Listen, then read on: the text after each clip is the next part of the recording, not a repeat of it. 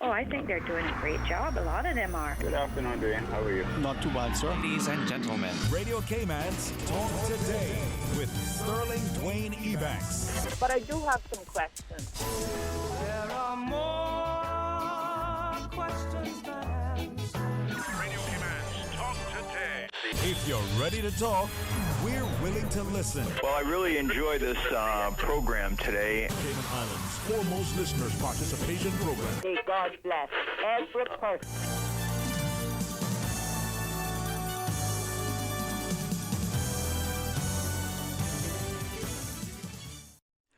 Hey, good afternoon and welcome. Thanks so much for joining us on this marvelous Monday's edition of Talk Today. And honored to be once again joined by Mr. Patrick Schmid. Good afternoon. Thank you very much. We have a very engaging discussion as we invite you to be a part of it. We ask you to stay tuned for Talk Today.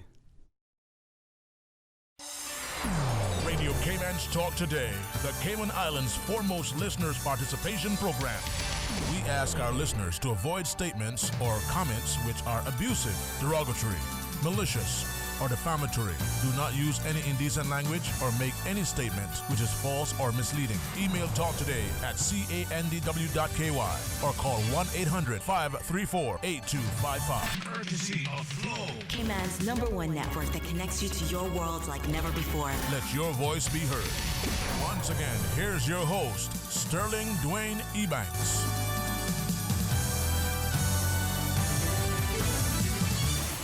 Hey, good afternoon. Welcome. Thanks so much for joining us. And again, Mr. Patrick Schmid, thank you for coming on and spending some time rearranging your schedule to join us, and especially today when we have an opportunity to share both with the coordinator of the Cayman's Crisis Center, Ms. Livia Sequeira Lopez. Did I get it right, Ms. Livia? Yes, it's right. Thank you so much for having us.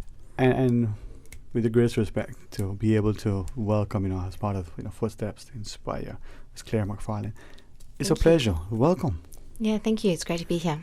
And as you share with us, to look, to meet you, to shake your hand, to feel the energy, the enthusiasm, the love for life, I must share, you're an inspiration. Footsteps to Inspire is like, hands to embrace. I mean, you are. So thank you very, very much. This is your first visit to Cayman? Yes, it is. All right. As we get about it, I was thinking about it, and I was looking at life, and I was thinking, all of the beauty and the wonder in life, the thing. Sometimes, sadly, we as people can be so horrendous, but thankfully there are people like you who are courageous, who have this spirit that beyond yourself, and you want to embrace and empower and nurture and to energize the society to greatness, to do good things. I can only commend you for having that in terms of spirit, as it were. Tell us about you, Footsteps to Inspire, as you wish to share. For those who want, we'll direct you to other information, but thank you so much. Thank you. Okay. As you wish. Where would you like to begin? Because as I read your story and as the little that you share with us, it's unfortunate sometimes that we meet under these circumstances, despite all. Footsteps to Inspire, how did it come about and why? Okay. Well, I suppose to give some context, Footsteps to Inspire is a global journey that I started in 2016, and I'm basically running 16 kilometers or 10 miles of beach in every single country of the world with a purpose, and that purpose is to bring an end to sexual violence. It came about because I'm a rape survivor, and through my own personal struggle, and actually opening up about my own story, I began to realize that this is a global epidemic. I mean, I call it that, an epidemic. It's affecting so many people, women, men, children, and I needed to do something about it. Last evening, just trying to figure out certain things, right? Excuse me, I took the opportunity to quickly, one of the beautiful things of technology, they don't have to take you very long. So I picked some very popular movies that I recall. And with the magic of technology and the touch of a mouse, you can skim through. So I did that to see how, and these are movies that were probably popular when I was younger, so in the 50s, the 1850s, not just kidding. And yeah, for me, humor is how I sort of... Well, for over 100 years old, you're doing pretty well. Wow. Thank you. And I was looking at the behaviors, and someone where the people were dancing, and all of a sudden there's this lady and a bunch of men crowded around, and different things, just to watch how it's been portrayed and the behavior, as it were. And the reason why I did that was that we're thankfully getting to a point now where in a society that we start to see certain things as what they should have been. Not only unacceptable, but really, should that be what a society is like? But that's just the portrayal. The reality is, as you shared, is even much worse. And whether it's a very remote place or whether it's one of the brightest lights in the busiest metropolitan areas that everybody visit, this behavior, these horrendous acts, occur hourly, daily, as it were. Yeah. And I mean, it's my rape was by a stranger. I call it stranger danger, but that's actually really the most uncommon cases.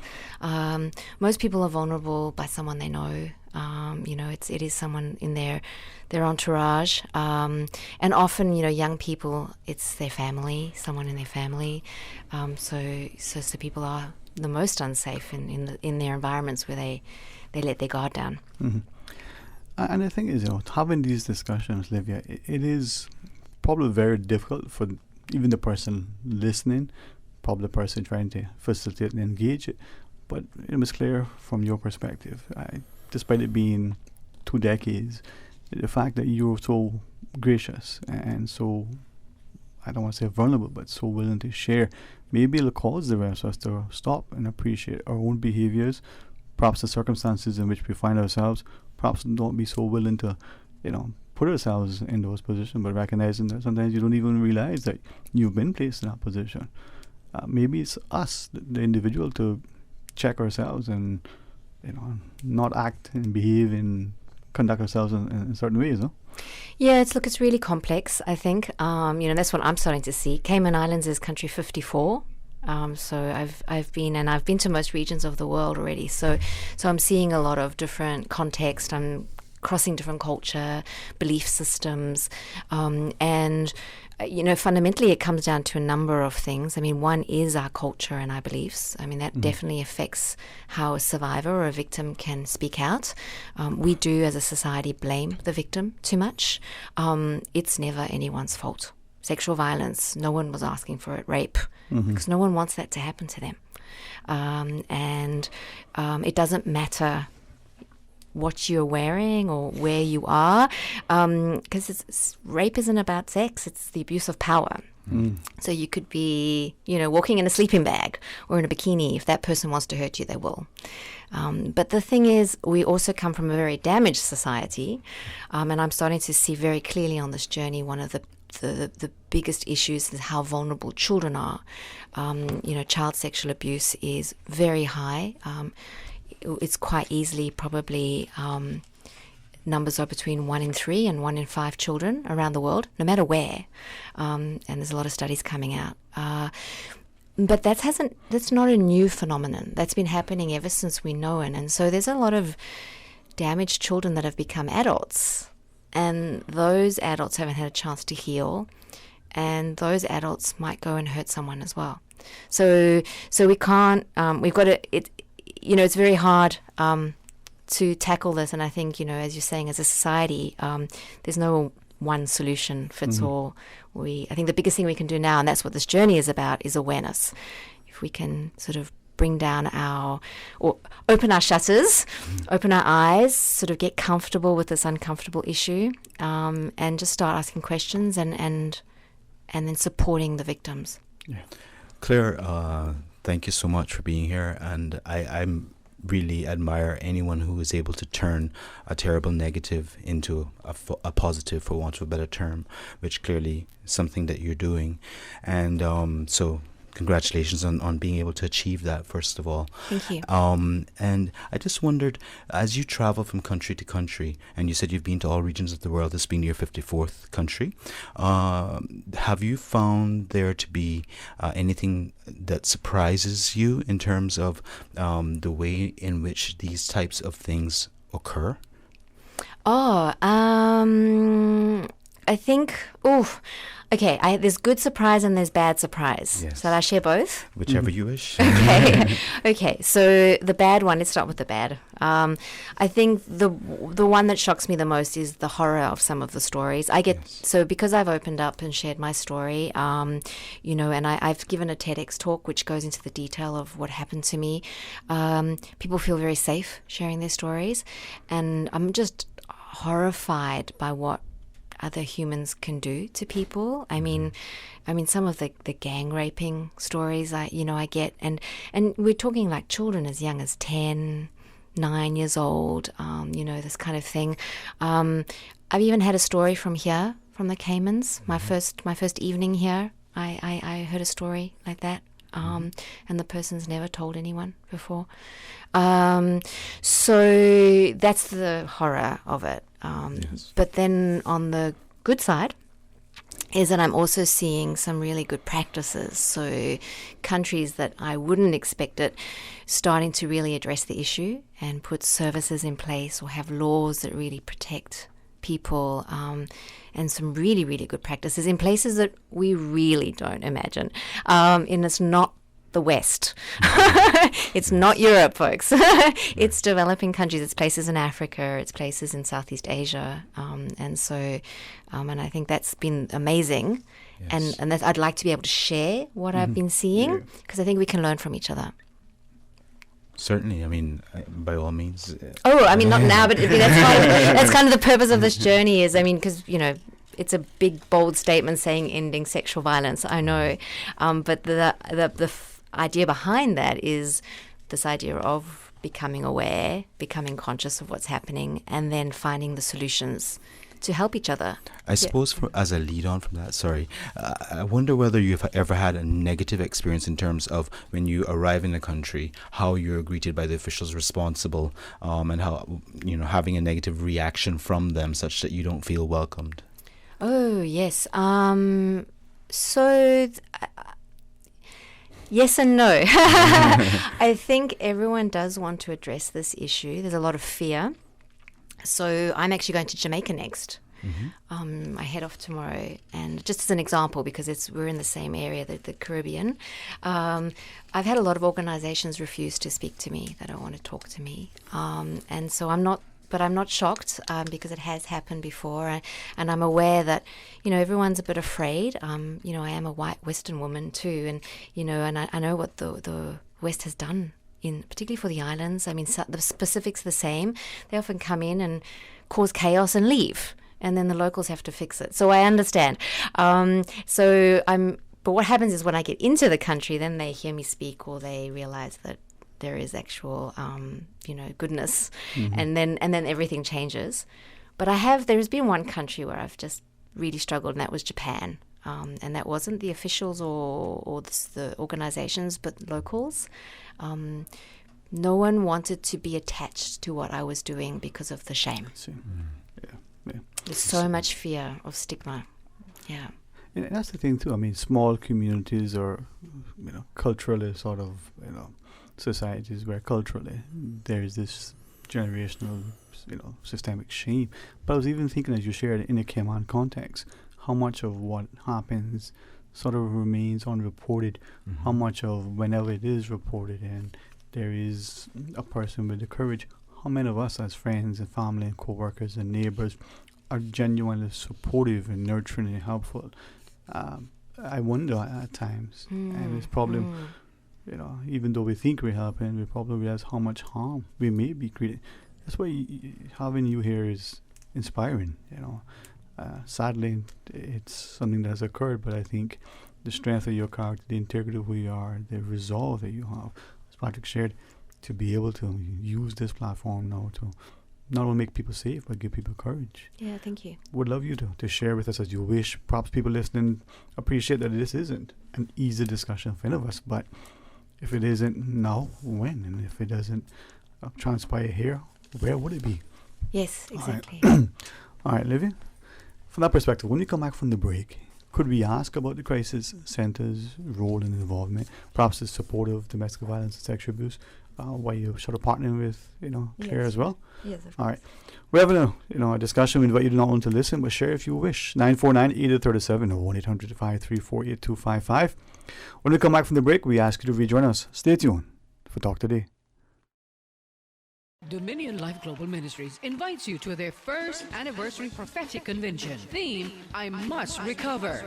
February 13th through the 16th at the Georgetown Town Hall, featuring Apostle Joseph Jogona, Thursday and Friday, 7 until 9:30, and Sunday, 1 until 3:30, with an elegant Valentine's soiree on Saturday the 15th. If you need more information on the convention or to purchase tickets to the soiree, call 326-0744. The Dominion Life Global Ministries first anniversary convention, February 13th through the 16th at the Georgetown Town Hall.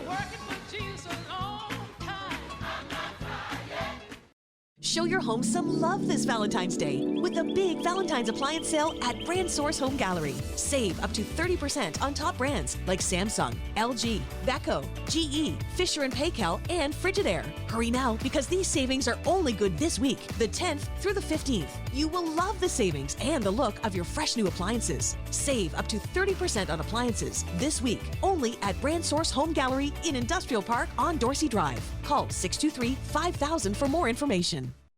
Radio Cayman News live in-depth team coverage. A 7.7 magnitude earthquake has occurred. Fast. Radio Command's Carsley Fuller was one of the first to call in. I could hear my neighbors across the street saying, whoa, that was a big one. Accurate. Radio Command's Shanda Gallegos covering the story for us, advising there is only a very low risk of a tsunami following this afternoon's earthquake. If it's happening now, you're hearing it now. We have had the all clear from the Pacific Tsunami Warning Center. However, there will be aftershocks. We've had a very dramatic afternoon, and I know that for a lot of people this has been very frightening. It does not appear that anyone has been hurt and that we have been spared the worst what could have been a truly devastating ordeal. Radio Cayman News, your news as it happens. I've got some beautiful clothes. I know just where they go. Puritan Cleaners. Puritan Cleaners, serving the Cayman Islands for over 60 years. Now offering 12% off ladies and gents wearing apparel, $20 and up prepaid, or 10% off pickup within 7 days. All household items standard 10% off prepaid. This offer good at all our stores until further notice. Savannah Countryside, Elgin Avenue, Georgetown, Eastern Avenue, Georgetown, 949-7104. Drive through, rain or shine. A great special. You feel good when you look good. Get ready, gamers, for 6 weeks of non-stop competitive action. The Cayman Islands Esport Association is proud to announce the first ever FIFA E-League. Starting February 1st. Compete for the gold on FIFA 20 for the PS4 every Saturday from 10 a.m. to 1 p.m. at the Bodden Town Civic Center. Sign up today at CaymanEsports.org. Competitor fee is just $75 and includes your own jersey and swag bag. Spectators are free, so come out and enjoy the world of esports. Proudly sponsored by Gamers Bay, NetGeeks Media, CUC, Kimpton Seafire, and the Cayman Islands Youth Services Unit. The FIFA E-League is also sponsored by Radio Cayman. Talk today. But I do have some questions. Talk today. Cayman Islands' foremost listeners participation program. Talk today. Because there are more questions than answers. What the public is saying. Waiting to take your calls right now. Sterling Dwayne Ebanks.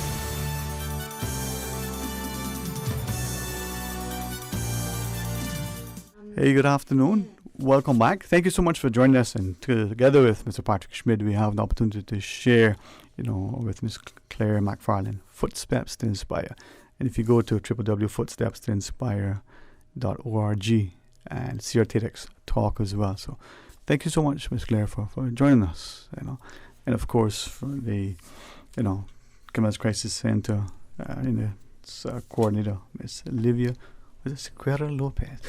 How do you say Patrick? How do you say that? Well, she said it's Brazilian Portuguese, so I'm not quite sure. But it could be Siqueira. I don't know. That's right. She said it right. Yes. I tell you, man. Siqueira Lopez. Yes. It's the hair, It's the hair. No, man. But the notion, as Patrick was sharing, that we can sit there and listen and be so motivated and inspired, with you and by you. I'm hoping that we as parents in particular will be more protective and educational with respect to what we share with our children as teachers, but as a wider community.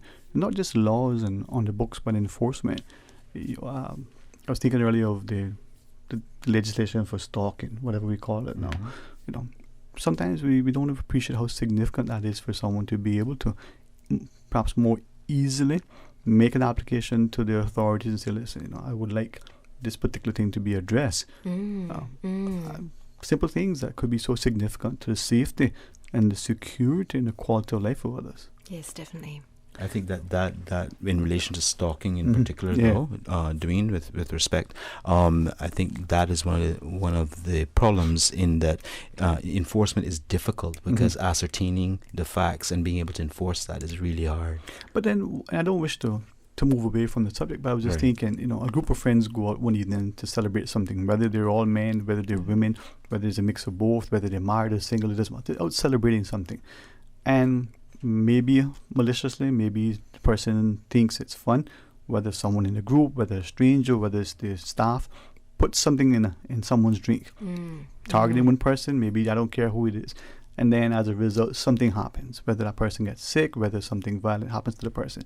I wonder sometimes, should there be legislation that makes that sort of offense, you know, as punishable as possible, to say, listen, you don't do that. Maybe akin to saying if you took a loaded gun and pointed that to someone, it'd be on that same level, you know. Well, you've taken away their ultimate ability to give consent. Yes.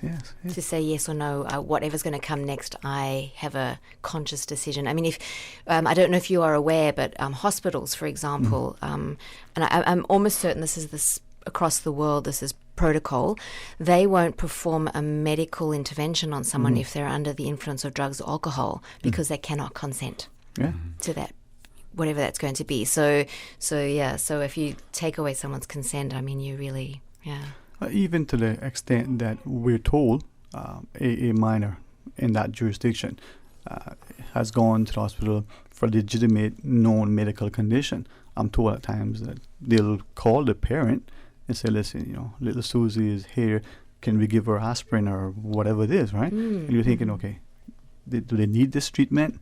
But even in that instance where they need to do this to make the treatment that much more effective. So being able to have informed consent, that's why I shared earlier, if you take that away from someone in that circumstance, should our laws be so stiff to say, listen, that is as egregious an offense as there is. So if you took a loaded gun and pointed at someone, this is similar to that. You know, and people may say, well, oh, you're being too harsh, but are you? Yes. I don't know. Patrick, what do you think? Well, I was thinking that it's Olivia's turn to speak. Divert. But before I do that, since you asked me the question, I was thinking simultaneously that one of the big issues, of course, and please correct me if I'm wrong, but my impression is that many of the persons who perpetrate this kind of terrible heinous act. Act on anyone are quite often persons with a damaged psyche themselves. So I'm not so sure that the traditional punitive measures that we often take as communities or as, you know, through our judicial system, for example, are necessarily the best remedy, because then they, after release, they may be even worse, especially in certain circumstances where incarceration causes even further damage to the psyche. So some form of rehabilitative, punitive measure may be more appropriate. Yeah, it's they call it restorative justice. It's being used a lot in quite a number of countries I've been to. Singapore is one of the ones I've seen it the most. There needs to be consequences for actions. I think that's the one thing we need to realize. Yes, be compassionate that someone might have come from something pretty horrific themselves. It doesn't justify hurting someone else. Correct. So we do need consequences, but just throwing someone in jail for 20 years isn't helping society, because they'll come out, they probably will be exposed to horrendous rape, because, I mean, rape in jail for men is huge. So, and they might come out worse criminals than when they went in. Right. So, you know, that holistic approach of looking at, well, how do we integrate this person back into society to be safer for our society, and maybe give them an opportunity to participate, not damaged like they were before. Definitely looking at ways.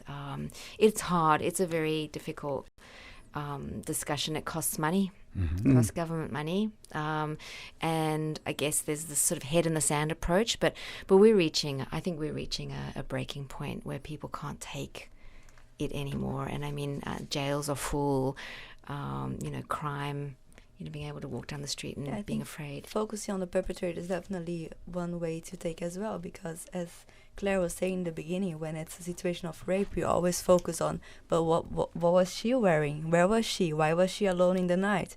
So immediately the focus goes on the victim, on the survivor, not on the abuser, on the person who did this.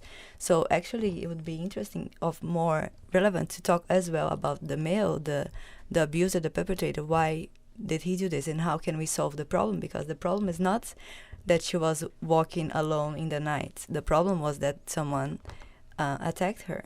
In many cases, yeah. I have to intervene and go, not all rapists are men. Yes, so just so everyone knows, I've had equal number of men share their stories with me as women.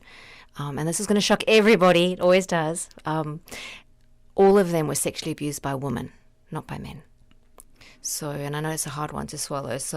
But those women all came from abuse. They were all abused by their families, by their parents. So there's this cycle of violence.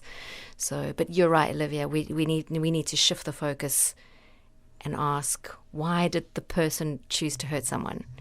Rather than it being about the victim.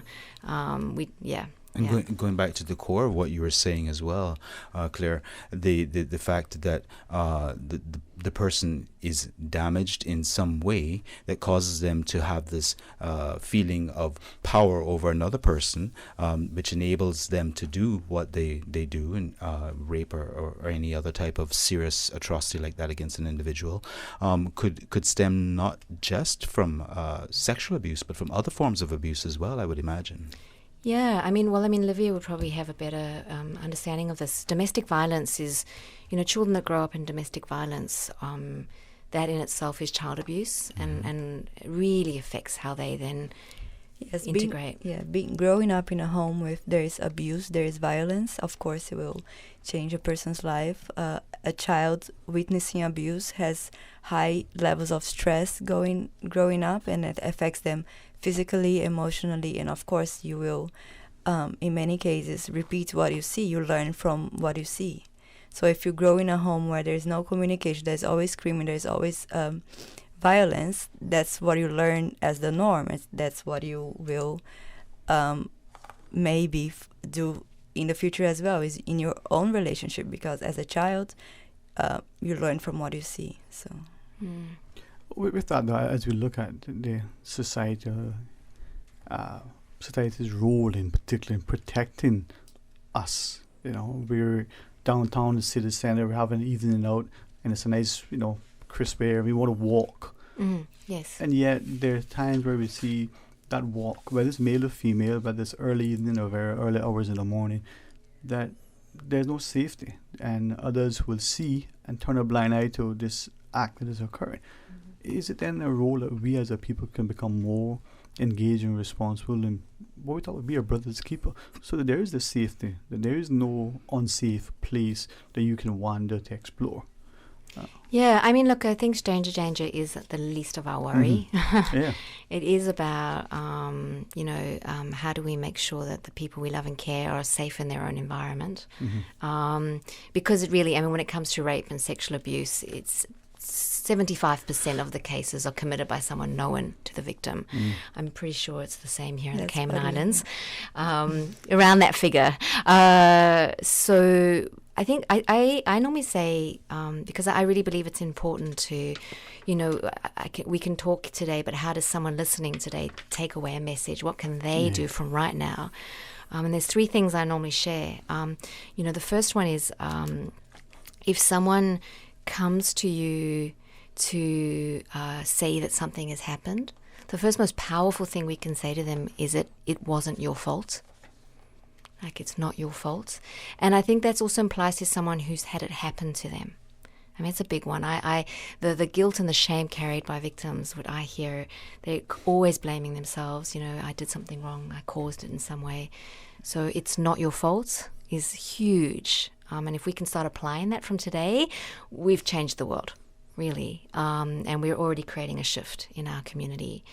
The other one is, I always say, is that what we think is right for a victim is not necessarily what's right for them. They might not want to report it to the police. They might not want to, at that time, get help. That's okay. They're going through trauma.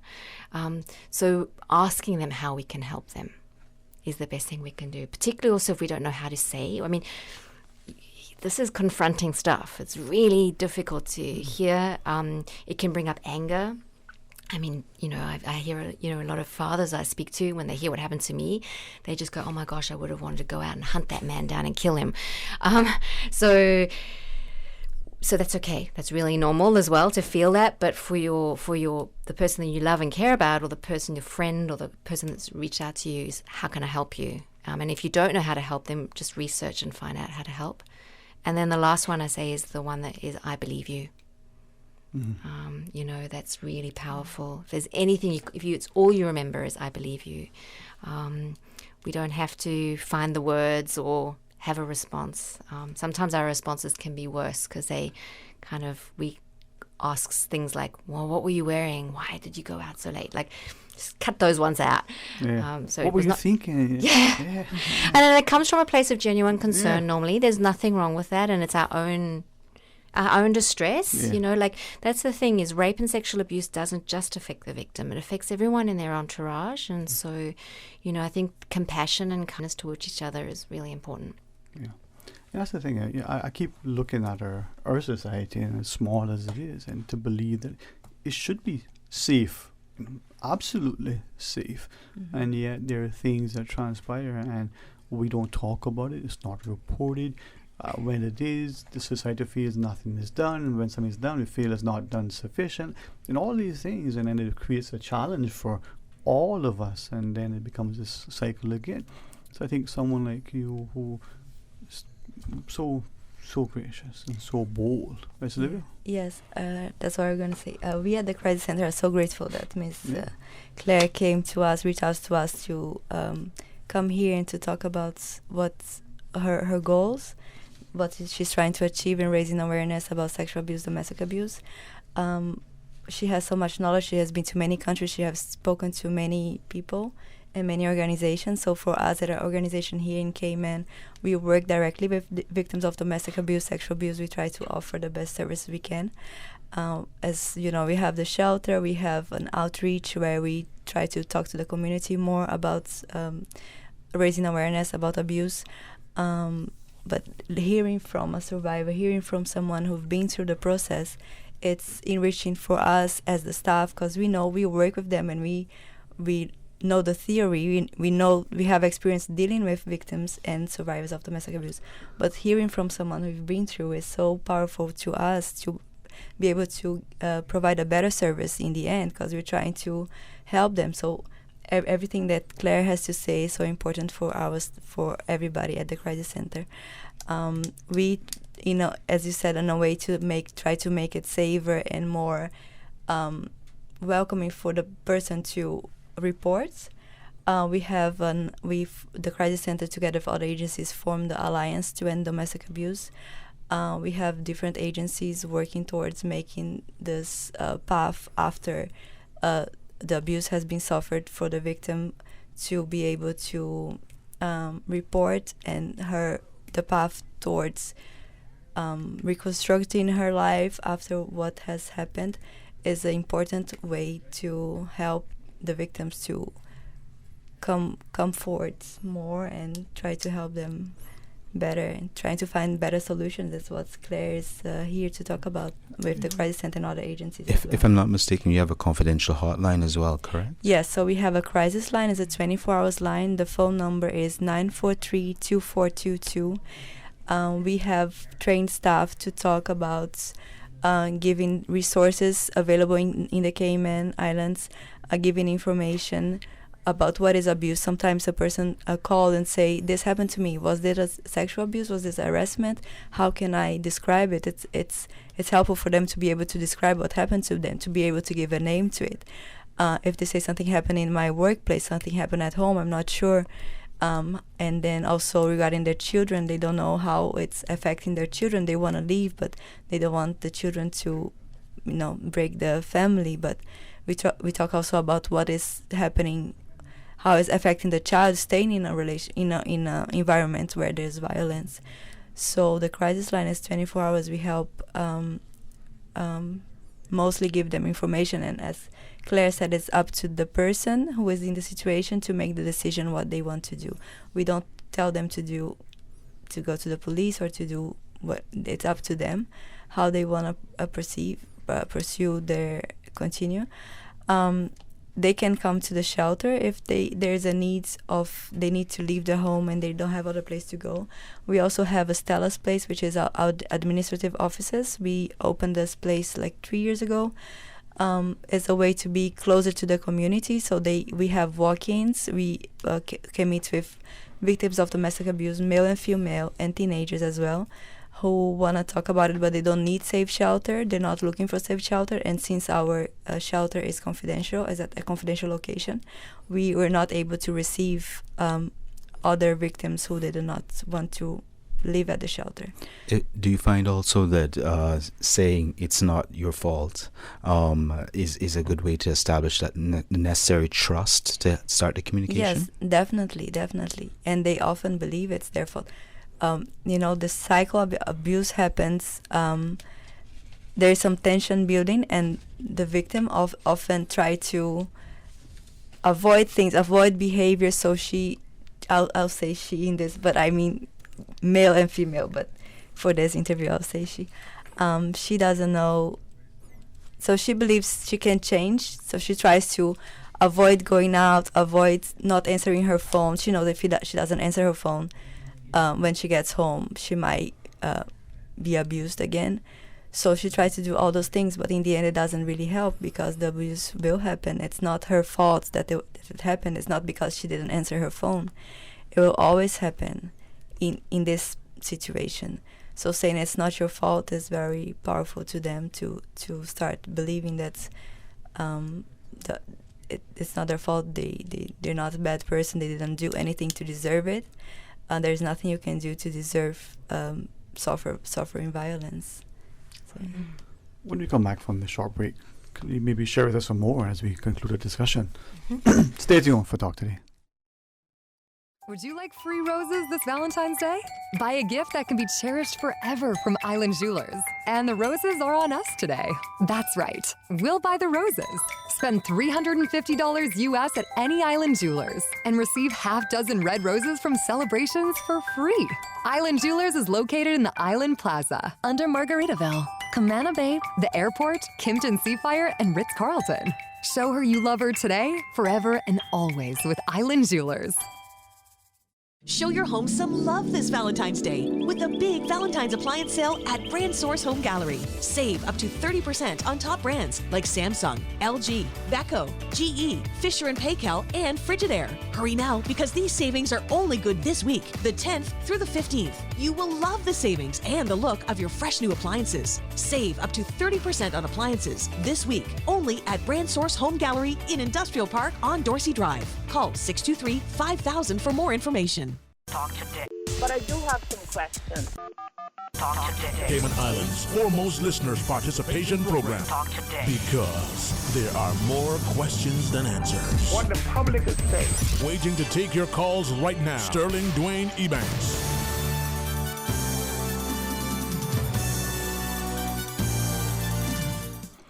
Hey, good afternoon and welcome back to Talk Today. Thank you so much for joining us in the studio. The excellent company, Mr. Patrick Schmidt, as we get a chance to encourage people to be as courageous and as gracious and as willing to inspire as Miss Claire McFarland. Thank you very much. And from the Command Crisis Center, Miss Livia Siqueira Lopez. Get it there, right? Yeah, you got it. You see, if we put it out there, people may get a chance to start to appreciate how important it is for us to share, provide a platform where people can feel a sense of safety, but feel that they're going to be nurtured, as it were. With that, though, Ms. Claire, as we look at the things that are transpiring in our society, and something that I've always looked at, language, the power of words. Scripture talks about life and death is in the tongue. words have such a strong connotation. Could it be that we may be doing ourselves a disservice in terms of education and awareness in case of empowerment and even safety by the way we term some of these things? What do you think? Yeah, no, you're right, actually, and you brought up in the break, we had an interesting brief discussion. Something I believe that's really important about this journey, I've had the fortunate life experience to have worked in many different sectors as well as with government and international organizations, and they like to use jargon a lot and these fancy words, and general people, like everyday folk like you and me, we don't understand those fancy words. And so we don't identify with them. And so we don't even sometimes recognize that something's happened to us because we don't even understand what it means.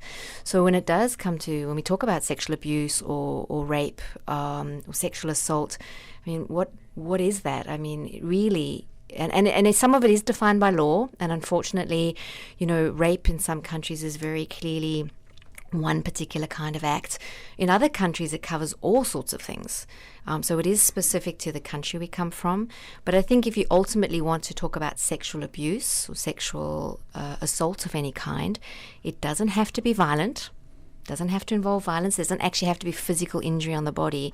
It's when someone sexually comes into your space and does something to you that is sexual in some way. It's not sex. It's still an abuse of power. But it's if they touch you some way that you don't want to be touched. It's if they say something to you you don't want to hear.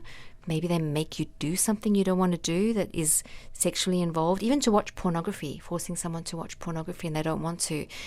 And you haven't said yes to that. You haven't agreed to that. You don't want to be involved in that. That's sexual abuse. Yeah. I think as we start to perhaps understand more and appreciate, it comes back to this idea of informed consent, not only to be of age, but to be of capacity, to be able to be in that space.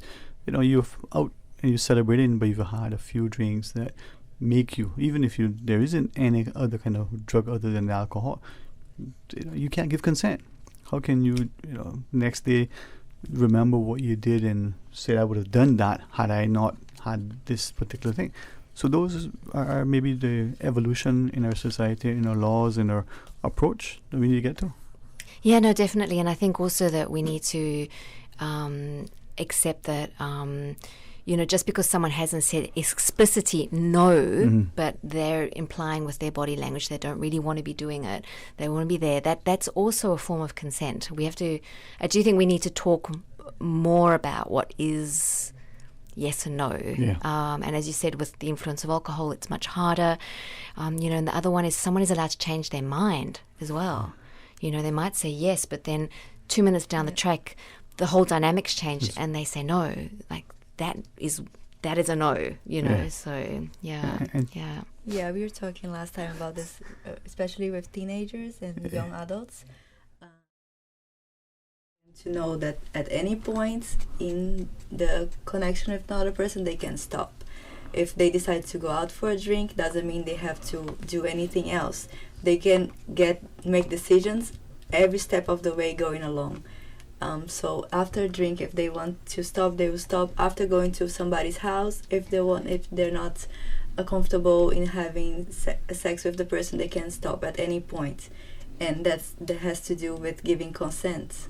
So it's very important for them to know that it's okay to say no, it's okay to leave the situation. It's not, doesn't mean if you're making the other person feel uncomfortable or anything. It's up to you. It's your decision how you want to go along. And just to make a little comment on that one too, as a society, as parents, if your child's gone to someone's house to watch a movie, it doesn't mean they went there to have sex if rape happens. So please don't blame them. There's a lot, we tend to say, oh, but you went out for a drink, you wanted more.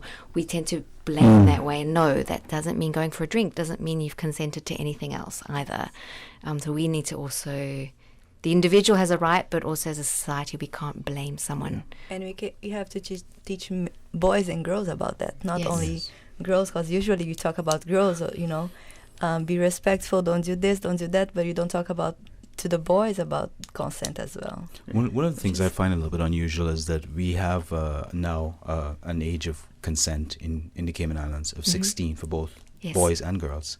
But yet you don't reach the age of majority to make adult decisions until you're 18. So I don't understand why you'd have that incongruent. It would seem to me that it puts the child under particular pressure because they're a child, and if an adult is trying to force something which is even remotely sexual upon them, in whatever form, they can give consent, but if they're 16 or over, but they still don't have the upper hand in the same way that the adult does. It's an awkward position, I think. You're right, actually, and it is when you say there is this congruence. That's why I think it's really important that we have to start talking with young people and empowering them, and having these conversations about sexuality. It's not about teaching them to have sex. It's not about that at all, and that's where I think that we've got to not look at it that way. We're giving them the power to then choose, and giving them the knowledge to make the right decisions and to stay safe. I know that. I mean, ultimately, that's what is so important. And that knowledge will take them whether they're 16 or whether they're 36. Absolutely, right? absolutely. Yeah. And the most amazing thing is when you empower someone. I always find when I have knowledge, I make a much better choice. Indeed. Well, if you ever find your way here again, hopefully beyond the excellent circumstances, love to, welcome you back to our studio. Thank you. I think we're talking about 2021. The idea is to have an annual global run around, and I think I definitely need to come back next year to run. Hopefully we'll make it work. And we can help, the crisis centre get that shelter sooner. Well, sounds like a plan, and make a note now to make a space for you. Have a safe travel throughout. I think you're going to 230 countries. We're stop number 54. Yes.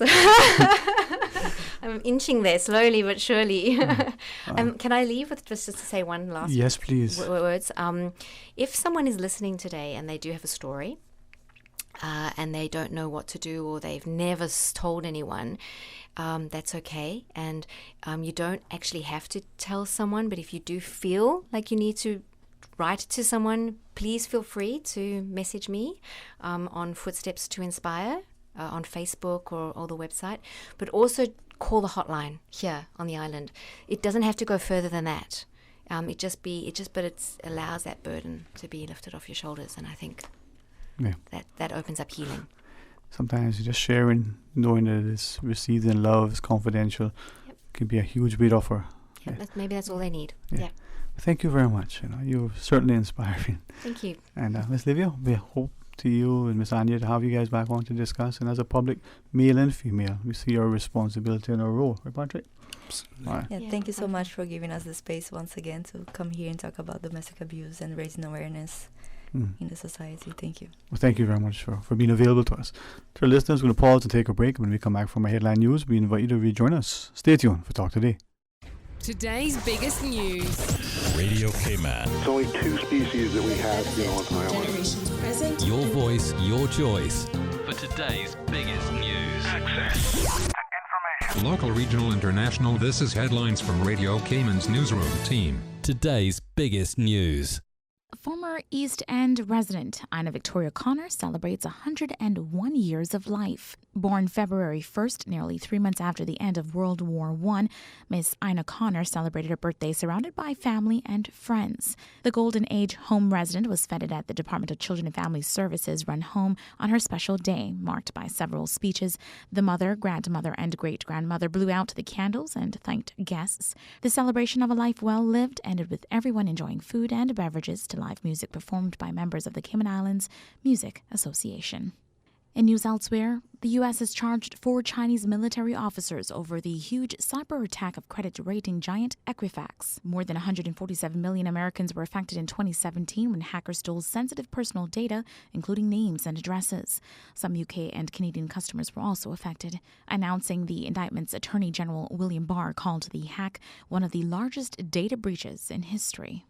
Millions of people across China are heading back to work after the Lunar New Year break turned into an extended quarantine due to the Wuhan coronavirus. Many will be working from their homes. However, with strict quarantine guidelines in place in many cities and most businesses, urging people to work remotely if possible to reduce the chances of transmission. Some semblance of normality may have returned, but the outbreak shows no signs of slowing, with the number of confirmed cases now at over 40,000 worldwide and the death toll at 910. A total of 3,281 patients infected with the coronavirus have since been discharged from hospital as of Sunday, Chinese health officials said. Those are your latest updates here on Radio Cayman. I'm Shanda Gallego. Stay in touch with Radio Cayman for the latest in news and information.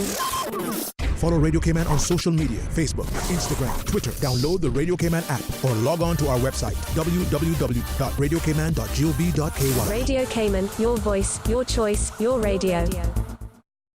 Your favorite family fun day is back. The 53rd Annual Agriculture Show at the Stacey Watler Agricultural Pavilion in Lower Valley. Theme, Agriculture for the Future. Ash Wednesday, February 26th. Family fun for everyone. Acrobatic show, cooking competitions, produce, plants, pony ride, petting zoo, rodeo, and so much more. Gates open at 7 a.m. with ample parking. General admission is only $10. Children ages 2 through 11, $5. And under 2 are free. Or buy your raffle ticket including entrance fee for a chance to win $20,000 and so much more. For more information, visit them on Facebook or 345agriculture@gmail.com. Put down your iPad and get back to your roots at the 53rd Annual Agricultural Show, February 26th in Lower Valley. ValueMed Pharmacy is your community care partner for health and wellness needs. We offer convenient prescription processing at the counter and online at value-medpharmacy.com. That's VALU-medpharmacy.com, with pickup available at the Walkers Road or Boddentown location. We also accept transfer prescriptions from other pharmacies. More than just a pharmacy, shop ValueMed for personal care and beauty products from trusted brands, perfume and gift sets, Hallmark and greeting cards, baby clothes, footwear, handbags, swimwear, home decor, toys, school supplies, and stationery. And home convalescence aids like wheelchairs, walkers, crutches, canes, and hospital beds. With 2 locations to serve you, Walkers Road in Georgetown and in Evron Plaza, Boddentown. Visit ValueMed, more than just a pharmacy. Would you like free roses this Valentine's Day? Buy a gift that can be cherished forever from Island Jewelers. And the roses are on us today. That's right. We'll buy the roses. Spend $350 US at any Island Jewelers and receive half dozen red roses from Celebrations for free. Island Jewelers is located in the Island Plaza under Margaritaville, Camana Bay, the airport, Kimpton Seafire, and Ritz-Carlton. Show her you love her today, forever, and always with Island Jewelers. Dominion Life Global Ministries invites you to their first anniversary prophetic convention. Theme, I Must Recover. February 13th through the 16th at the Georgetown Town Hall, featuring Apostle Joseph Jogona, Thursday and Friday, 7 until 9:30, and Sunday, 1 until 3:30, with an elegant Valentine's soiree on Saturday the 15th. If you need more information on the convention or to purchase tickets to the soiree, call 326-0744. The Dominion Life Global Ministries first anniversary convention, February 13th through the 16th at the Georgetown Town Hall.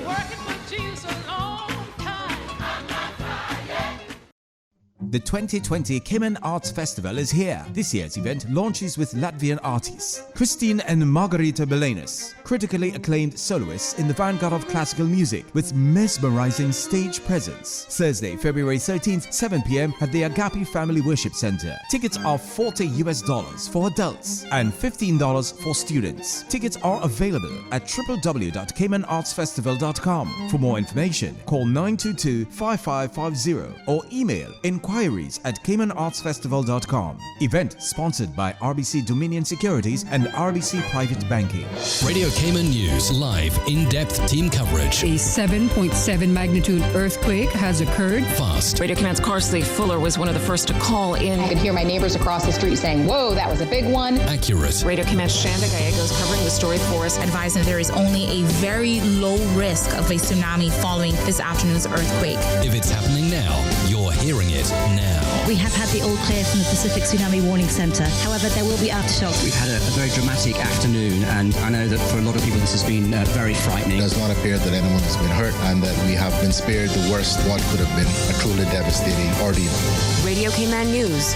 Your Show news your home as it love happens. this Valentine's Day with a big Valentine's appliance sale at Brand Source Home Gallery. Save up to 30% on top brands like Samsung, LG, Beko, GE, Fisher & Paykel, and Frigidaire. Hurry now because these savings are only good this week, the 10th through the 15th. You will love the savings and the look of your fresh new appliances. Save up to 30% on appliances this week only at Brand Source Home Gallery in Industrial Park on Dorsey Drive. Call 623-5000 for more information. Talk today. But I do have some questions.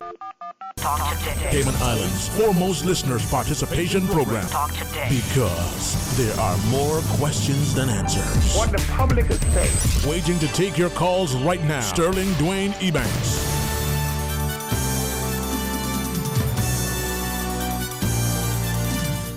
Good afternoon. Welcome back to Talk Today. Thank you so much for joining us. And as we get a chance now to continue our discussion, we invite you to be a part of it. Honored to be able to welcome, from Cayman Enterprise City, the CEO, Mr. Charlie Kirkernel. And as we get a chance to talk with our other guests, it's amazing how, as a small jurisdiction, so to speak, we're so large and impactful. We're setting the trend, as it were. And Mr. Kirkernel, I think CEC continues to blaze the trails. Good afternoon to you. Oh, thanks for having us back. All right. Well, as we go on table, Bianca Mora, I think you probably got the best job of all. What I say, the marketing public engagement manager. Thanks for engaging us. Thank you. Good to be back. All right, man. And as I was just reflecting on not just what Cayman Enterprise's goal and objective and where it's come, Charlie, the idea that the different initiatives that you have, the opportunities for our students, but equally for those who may have to date wanted to perhaps ventured into areas that they thought hitherto were impossible because where we were based. I think as we get a chance to bring the rest into the discussion, we'll see. It's only limited by our imagination, right? Mm-hmm. So we'll get there. As we talk more about it, perhaps seeing how things are evolving and how the different companies are being positioned within CEC. And the like. First off, from your perspective, the growth is phenomenal. The future looks bright. Yeah, we're very happy with our trajectory. We feel like we've made. Today is we've actually surpassed our 8-year anniversary. We launched as a project. I just was thinking about what date it is today. It was early February of 2012 when we actually launched as a project, and of course at that time we launched with 0 clients. So we feel like the last 8 years have been it's been a lot of hard work. But we're very proud of our success and how well it's gone, and I agree with you that the trajectory is upwards, and the future is bright. Sort of, I was thinking about it earlier, the timeline, and I'm a sort of sideline champion and cheerleader. You build it and they'll come. There's this vision, you'll invest in it, and and as we go in, perhaps we're in there in both maybe respectful acts, a brief intro, your role and the like. Right, you first. Mm-hmm. All right. So I've been on the station a couple of times before. Yeah. I'm an advocate for tech. So anything tech on this island, I'm probably talking about it. Mm-hmm. I work for a company called Brave Software International. We are part of the CEC. I am the director of IT and infrastructure. So again, tech. And we took part in the internship program last year with Charlie's company. And Erin is one of the interns that we took to full hire and became a full-time employee. All right. What a wonderful segue, Mr. Santamaria, for bringing you. Erin, share with us. How did you find that? Where you know? As Ryan said, I'm working for Brave Software. I'm a recent hire, so I started around January 21st. And everything's been going good so far. I first heard about the CEC through, I think I saw it in a newspaper or something somewhere, and then I applied for it, and then I did the internship, and then now I'm here. Okay. I'm recognizing the timing, but if I may quickly ask of you, did you always want to be in tech, in software development, engineering, and the like? Has that been where your interest? Yeah, since high school, yeah. Yeah? For sure. See that? That's the thing, we have these dreams and goals, and sometimes we don't appreciate that they're realizable here. From that perspective, though, Ms. Bianca, we were seeing from the internships, from the work placements, from all the different opportunities.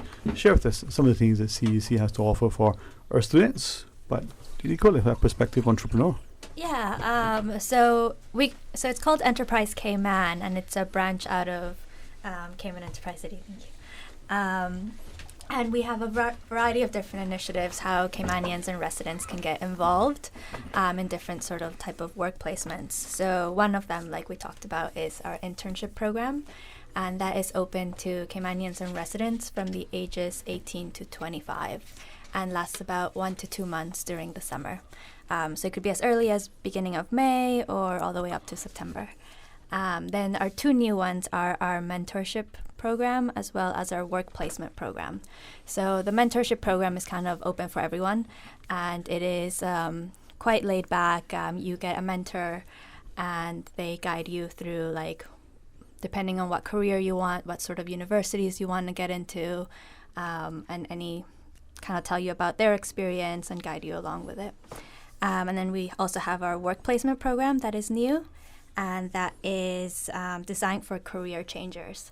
So that is kind of opened more to 25 plus, and it also lasts 1 to 2 months, and it's just kind of to get experience in, say you're in accounting but you want to go into marketing, or you want to be into software engineering, programming. It gives you that experience that you need on your CV. Yeah, that's the thing too. Sometimes some of us, whether we're out of university for a short time or whether we've been out for a long time or we've been in a particular field, but you always want to pinch on, I would like this. I think your work placement kind of gives a little taste of it, a sample to see where you are. Yeah. Exactly, yeah. And it's like, it's a great way to, not only do you get to learn about the company, but you see, like, is it something that you really want to get into? So if it doesn't end up working out, it's like, I think it's a positive both ways, really. Mm-hmm. Could we also ask, though, I mean, the notion that as we're looking globally, we're seeing internships in Cayman, just from a general sort of perspective, becoming more and more formalized. And whereas in the past, people got jobs, they didn't even see it as internships. We didn't even call them that. You got a job. But Charlie, you're sort of a Summer in the City internship program has taken off. It almost sounds like a jazz festival. Yeah, well, maybe if we leave it up to the marketing team, pretty soon it will be. But the program has been, we're very proud of where it's gotten to, because of the 15 interns last year, 4 of them actually secured a job placement, Aaron being one of them. And so that actually helps to make the point that it's not a kind of check the box something to do during the summer. You mostly just kind of hanging around and helping out with this and that. It's something of an extended job interview. Mm-hmm. And of course that's what the interns want. They don't want to learn how to file and do, make coffee and that sort of thing. They want to actually have a hands-on experience in the business of the company. And I think if I may segue, mm-hmm. Ask Ryan to talk a little bit about what was the internship, the summer internship like for Aaron and the others, and just kind of bring across that it is a hands-on. It's real work. Real work, yeah. Hey, thank you, because that's where we're going to go next. Exactly that. It's real work. So at Brave, we have a full-blown internship program that's worldwide. We have interns in San Francisco, in London, and basically where we have offices. And so we wanted to set one up in Cayman.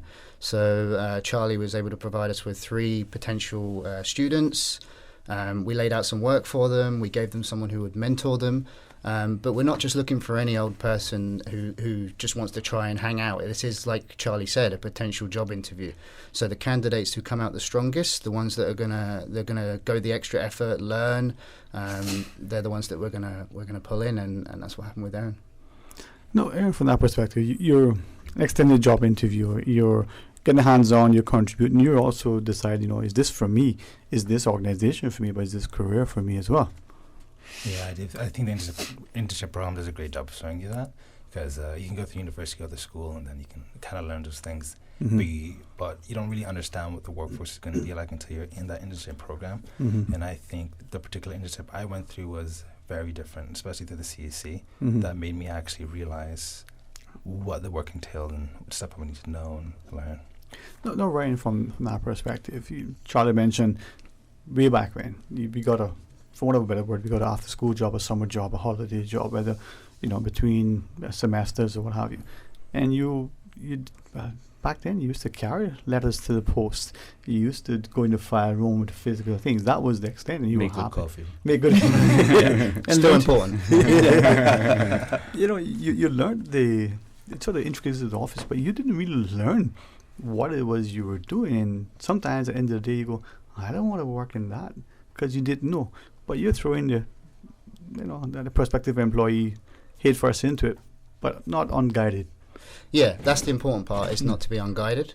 We need people who are going to be good, able to hit the ground running, and especially in tech, because there's a lot of remote work.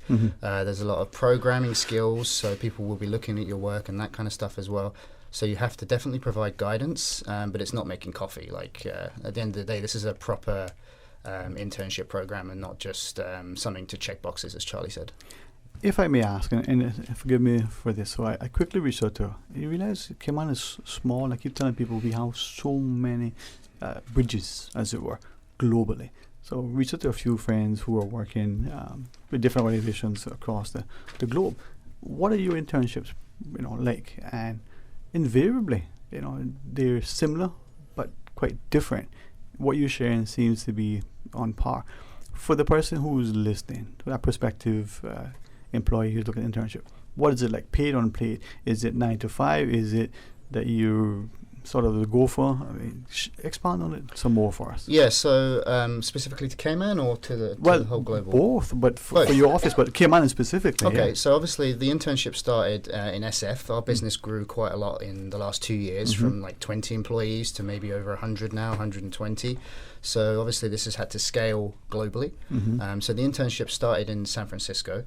And originally we were just taking PhD students, so people who were studying computer science, in research roles, so to do computer research and help us build our machine learning in our browser.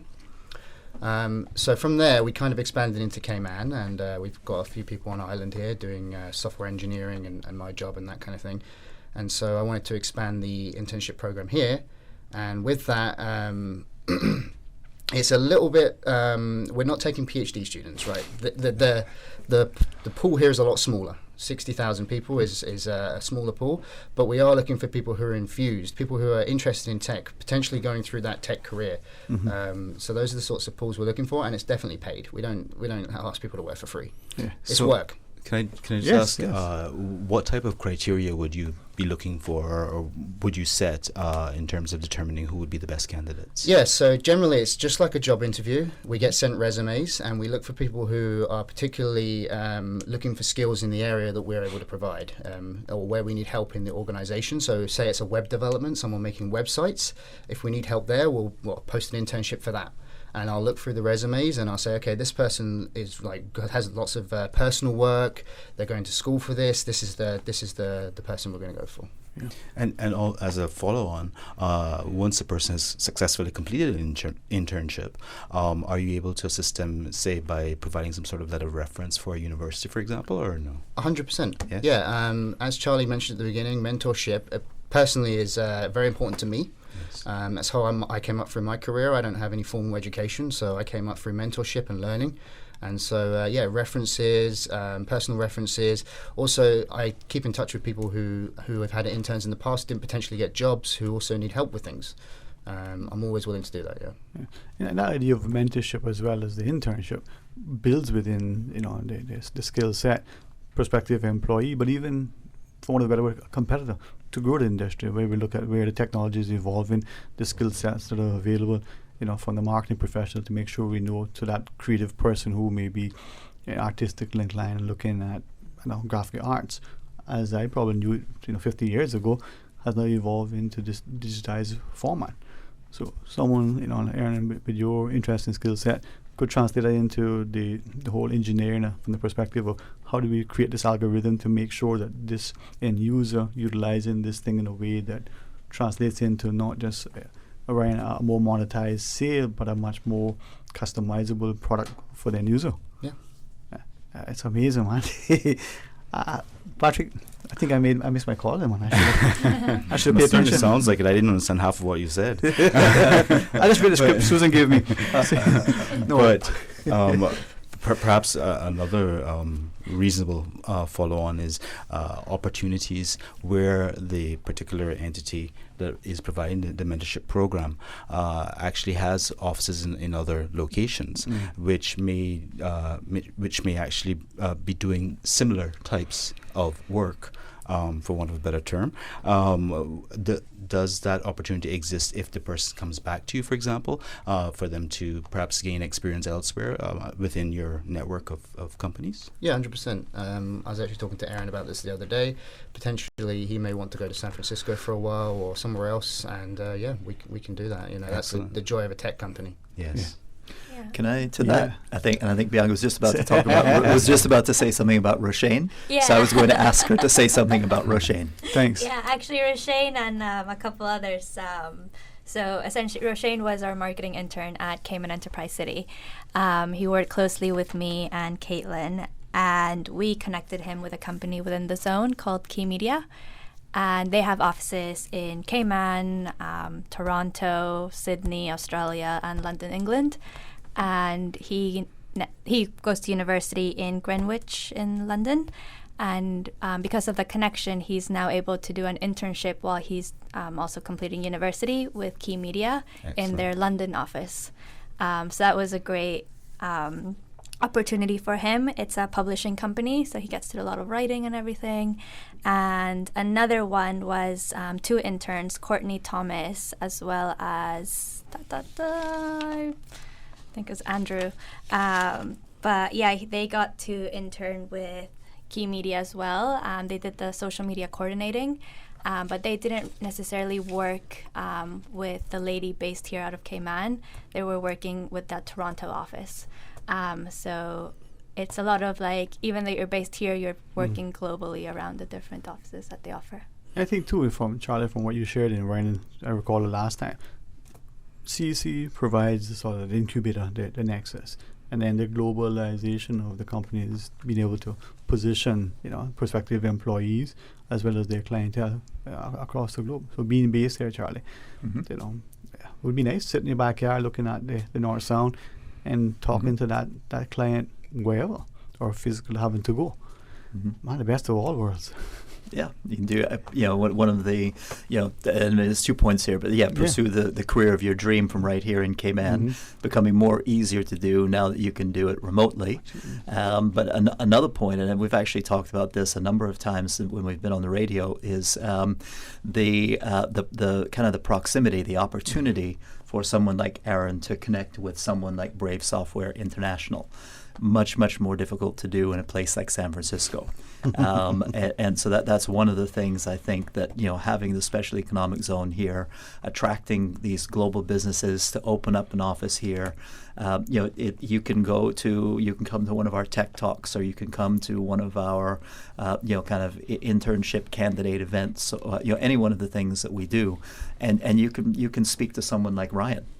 And if in the right set of circumstances, you can find yourself interning, and potentially like Aaron, now working with a company like Brave Software International, and I think that can't be overstated. Yeah. I think we're trying, because I bring it up every time we come on the radio, but the importance of that and the significance of the role that the special economic zone plays in helping all of this to happen, it can't be overstated. No, it can't be, man. And sorry about it. I was just thinking about to Ryan what you said earlier, but also what we shared previously. It's easier to identify within this 60,000 or this 600 or even maybe 60 people, those with the aptitude, the potential, and all the things. But it's also incumbent on us who are here to, magnify, to make sure that we improve who we are so that we become that much more of a polished gem, and then be able to go global.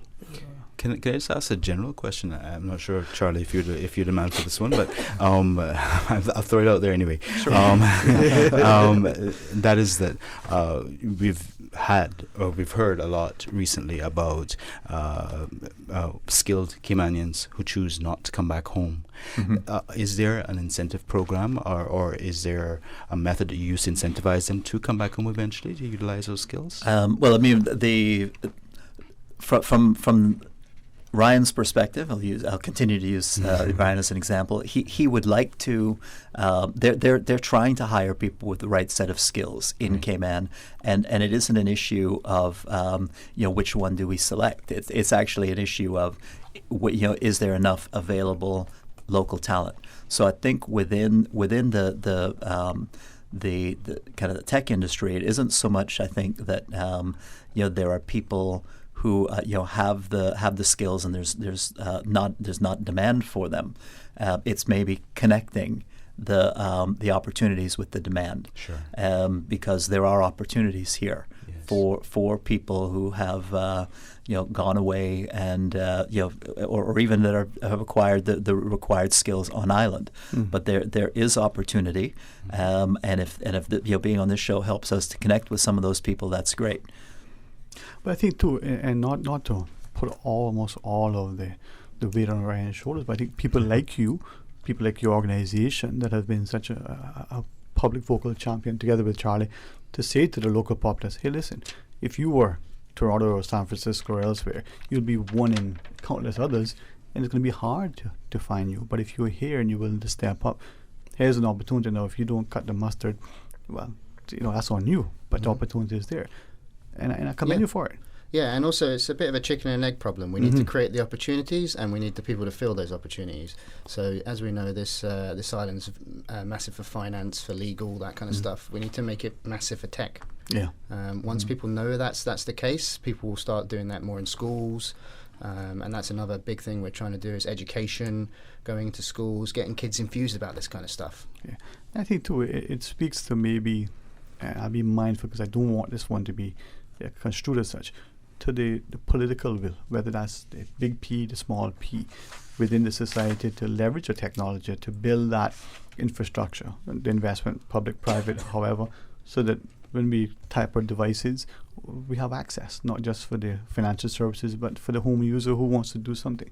And it means that we not only use it for fun, but we use it for, real stuff. You're not wrong, and I think the government definitely has a place in all of this in helping champion technology and the tech industry. Yeah, well, we're always honored to have you on, Charlie. I think we could talk for days on end and still never, show the enthusiasm, but the importance of it. And I am grateful, for your time, but mindful of it. As we wrap up our discussion, I promise some closing thoughts. Would it be okay? We'll guide it by you. I was going to say, leave the best for last and put more, but as a kid. Believe me, that's quite right with me, because then she can close with the details as well. So I'll be fine. Yeah. So I'll start, and I'll just say, anybody who might be interested, in the internship program, we'd love to hear from you. There are some great opportunities, some great companies in the special economic zone that are interested in offering internships, and like I said, we'd love to hear from you, and I'll defer to Bianca at the end to provide the details. Indeed. And then Mr. Santa Maria, if you would allow me, I almost tried to attempt the joke. A friend of mine said, you have Aaron on. I said, no, it's Aaron. And if you're in West Bay, it's Aaron. So before I actually Mr. Watson to close, any sort of thoughts you may want to leave to prospective sort of students, to parents who are encouraging their or anything at all about your experience to date? Anything at all. I would say I'd recommend it. If you have any thought in your mind to look into tech or look into the CEC or look to the internship program, just do it. Okay. 100%. I highly recommend it. Fully behind you, man.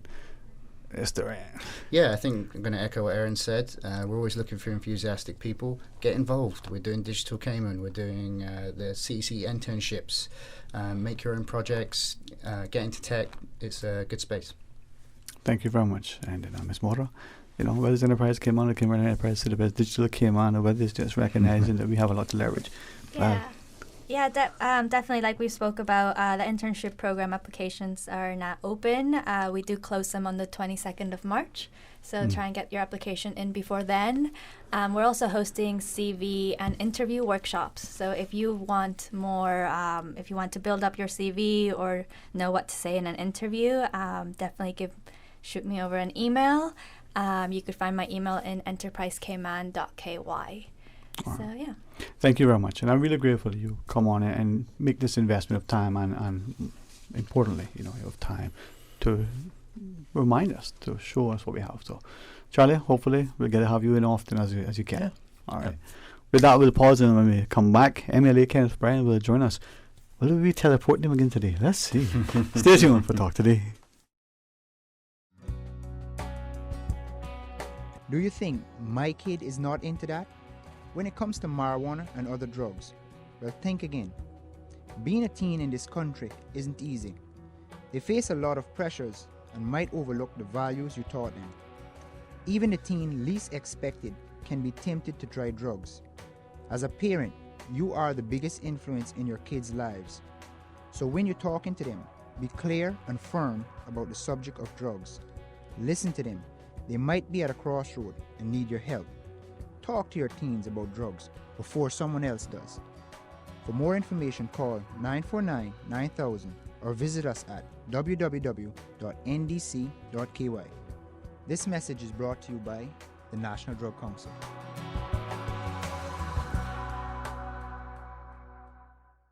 At Seaboard Marine, customers often ask us questions about their shipments. Hi, I'm thinking of buying a car from the States. Which port do you ship out of? Hi, we ship out of Miami, Houston, and Brooklyn. Just let us know your port of choice and we can provide you with a quotation and answer any questions you may have on ensuring and protecting your vehicle during its journey. Shipping shore to shore, Seaboard. Dominion Life Global Ministries invites you to their first anniversary prophetic convention. Theme, I Must Recover. February 13th through the 16th at the Georgetown Town Hall, featuring Apostle Joseph Jogona, Thursday and Friday, 7 until 9:30, and Sunday, 1 until 3:30, with an elegant Valentine's soiree on Saturday the 15th. If you need more information on the convention or to purchase tickets to the soiree, call 326-0744. The Dominion Life Global Ministries first anniversary convention, February 13th through the 16th at the Georgetown Town Hall.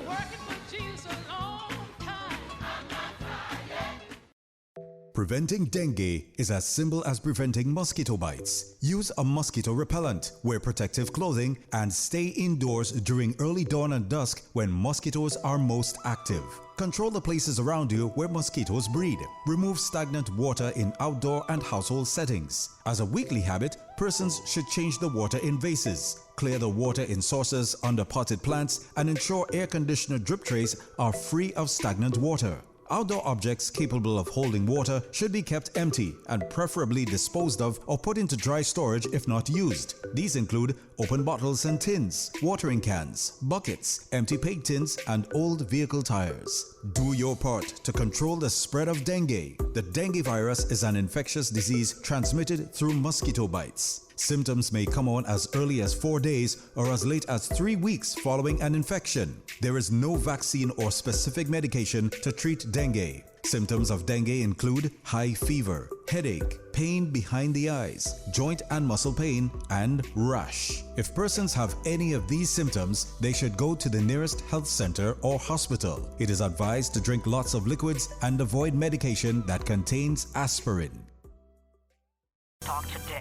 But I do have some questions. Talk today. Cayman Islands' foremost listeners' participation program. Talk today. Because there are more questions than answers. What the public is saying. Waiting to take your calls right now. Sterling Dwayne Ebanks.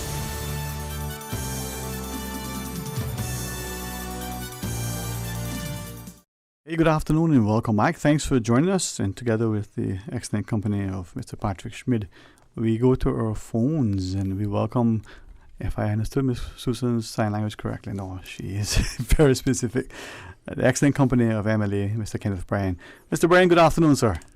And good afternoon, Mr. Sterling, and good afternoon to your co-host there.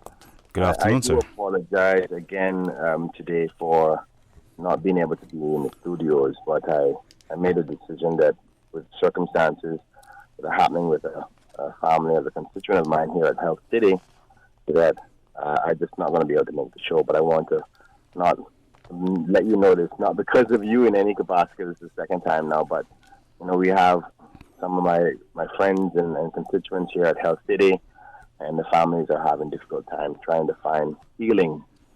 So we're going through discussions with the doctors and the like, so I won't be able to make the show.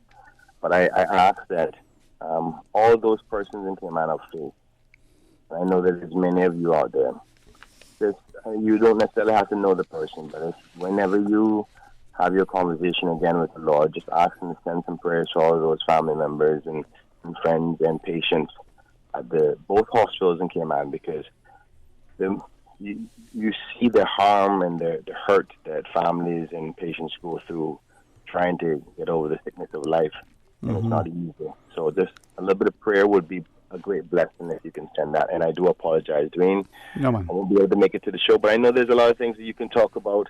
And if there's a particular question you want to ask, I have enough time to answer it now before I go back into the doctor. Well, what we want to say is, this show is not just the commitment of the role that our MLAs play, but individuals like you, and we fully understand that this is much, much, much more important, and we commend you for it. And like you, we do share that prayer is powerful, and we invite others, as you have extended, to take a few seconds, a few minutes to pray for all. We just never know, who may be in need of that special prayer. So thank you for it.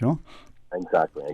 Thank you so much for that. Yeah, man. And I know that there's plenty of people out there who probably want to voice some concerns about the many topics. So at least you'll have an open mic for now. We all right, will, God bless you, and thank you so much again. And amen. And blessings to you. And of course, we'll coordinate when it's convenient to have you on as appropriate. But on the circumstances, all the best to you all the same. All right. All right. Thanks, man. Okay. Mr. Smith, this is how life is. Yes. Unpredictable. Unpredictable. And I think, as Mr. Brian quickly and ably pointed out, that we don't know. We think we know, but we don't know sometimes what people are feeling, sensing, what they're experiencing. And there are some of us who, not that we're trying to mask, but we just don't need to extend to you the burden that we carry. So you may see a smile, you may detect that it's forced, but it isn't because they're necessarily being false, it's just that they're being overly burdened. And that little quick prayer could go a long way, But with that, and it's a bit of a cliche, but we often hear, the saying. Well, there are various forms of the saying, but essentially it amounts to live every day as if it were your last. Yeah. And there's a lot of truth in that. Yeah, man. And the thing is, I've heard it from someone again recently, and perhaps the first time that I think I heard it, maybe I misinterpreted, and he shared again. He said, don't interpret that to mean that you go out and you party and you go out and you contribute, you appreciate every sight, sound, taste, smell, and there's a particular thing about, for me anyway, salt air.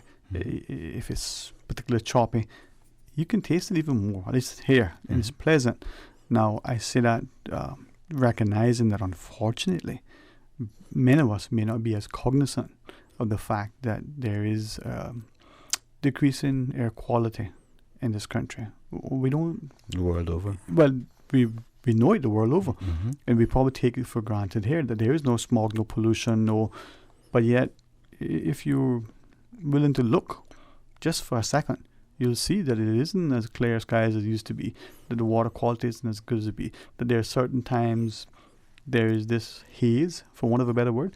Now, that may be explained away, but it shouldn't be difficult to understand that if our cars aren't servicing, there's this, noxious emissions from the exhaust, or if the whatever. It could be making it worse. But what about what we're doing with the solvents that we're using to clean, the other things that we're doing? What if, and I pray that this isn't the case, but what if you're working on your car and not inadvertently spill the oil, but deliberately take the oil after you changed it and you pour it somewhere in your yard, or well, don't do it in your yard, you go in your neighbor's yard and they empty a lot down the street. What if you were doing that? Could that be harmful? Of course, I mean, the thing is that people often forget how interconnected the world is. And especially on a small island, we're even that much more interconnected.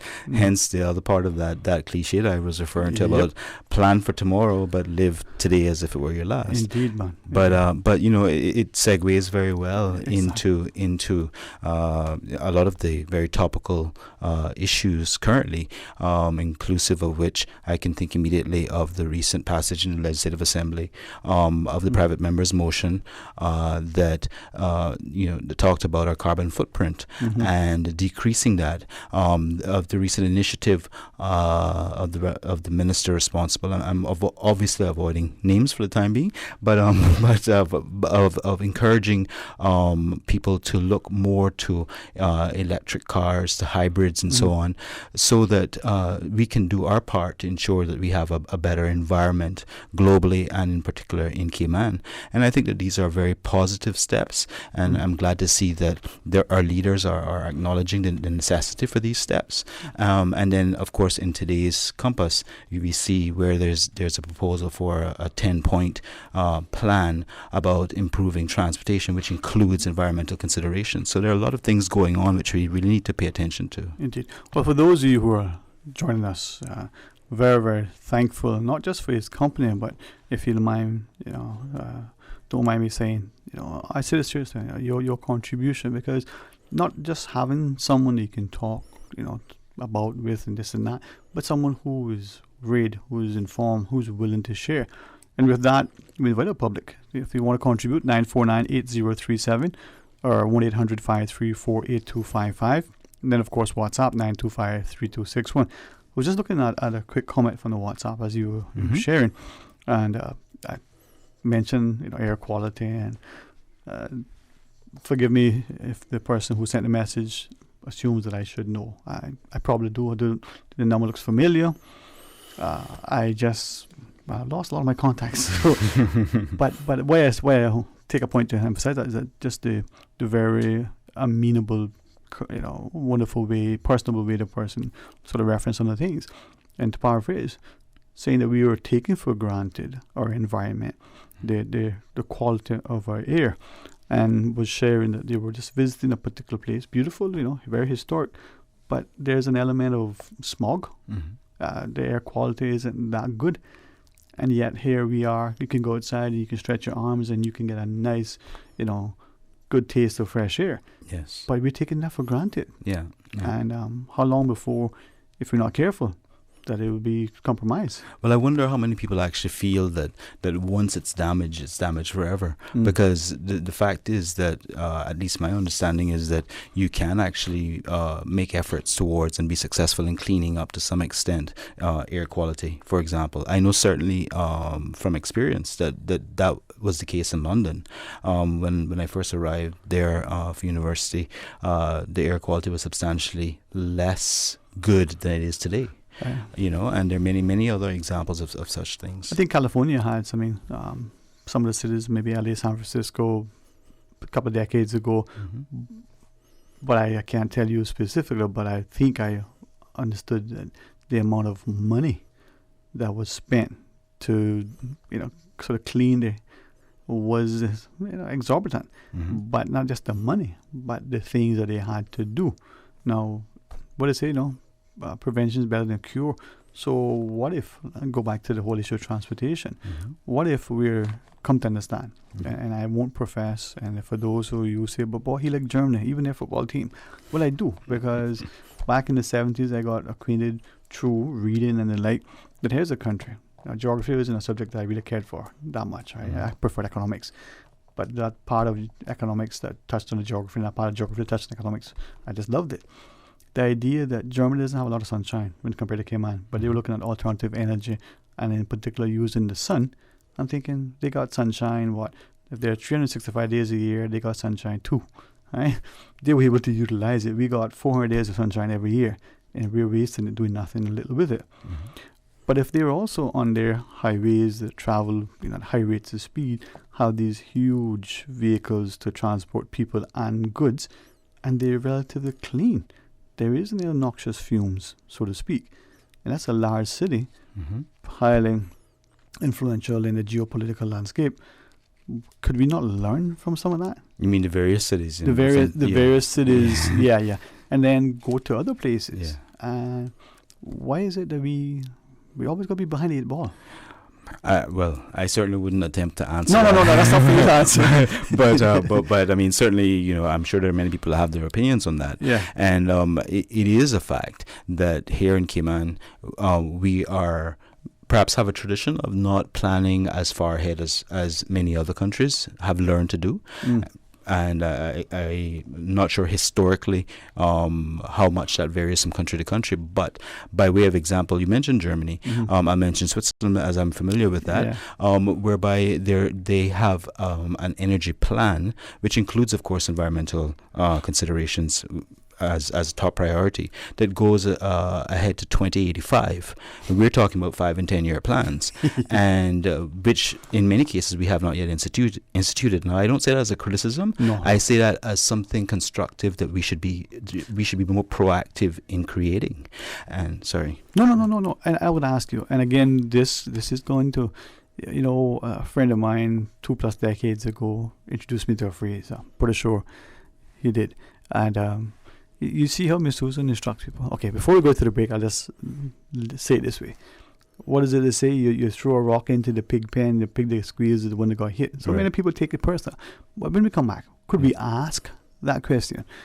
Is it part of our failure? Is that when we're looking at things, we're only thinking 5 and 10 years. That's long term, as opposed to 50 and 100 years being short term. Because our actions today we're going to impact potentially generations. So could we not look longer than 5 and 10 years, perhaps even longer than 50 years, and think of them as being interim steps, as it were? Yes. Now, the phone lines are open. It's a Monday, and if you call and share your thoughts, who knows where the week will take us. Stay tuned for Talk Today. Marianne Radmacher once said, "As we work to create light for others, we naturally light our own way." Calling all SIXA members, the Cayman Islands Civil Service Association annual general meeting for the Sister Islands is Thursday, February 20th in Cayman Brac at the District Administration Building in Stake Bay in the conference room located on the second floor starting at 12:15 p.m. A light lunch will be provided. Come out and vote for your 2 BRAC representatives who will serve on the 2020 Management Council. Hear the President give his annual report, ask your questions, share your ideas, and make suggestions. You can also email your questions in advance of the meeting to cicsa@gov.ky. There will also be a door prize raffle of a Cayman Airways voucher, and the first 35 persons to sign in at the meeting will get a free gift. Members, please make every effort to attend this very important SIXA annual general meeting for the Sister Islands on the BRAC Thursday, February 20th at the District Administration Building in Stake Bay in the conference room located on the second floor starting at 12:15 p.m. Get ready for the King Sports Center one-day Valentine's sale. Let's go. 2-for-1 membership and personal training. It's not too late to get that New Year's resolution started. And what better way than with your partner? Whether it's your hubby, your bestie, or your buddy, the Valentine's sale is for you. 2 memberships for only $750 and 2 personal training sessions for the price of 1. King Sports Center one-day sale, February 14th. For more information on their variety of services, call their friendly staff today at 946-5464 or email kings@candw.ky, or you can visit kingsportscenter.com. King Sports Center, your one-stop shop for fitness, recreation, and relaxation. Yeah. Radio Cayman, maintaining the innovation. On a daily basis, making it easy to connect with you, our listeners. Add us to WhatsApp today, 925-3261. That's 925-3261. Radio Cayman. Send a text or voice note. Can I send a request, please? You don't really have to ask us. Just send a request. This is a shout out to my ex. Radio Cayman, the voice of the Cayman Islands. Radio Cayman, maintaining the innovation. Talk today. But I do have some questions. Talk today. Cayman Islands' foremost listeners' participation program. Talk today. Because there are more questions than answers. What the public is saying. Waiting to take your calls right now. Sterling Dwayne Ebanks.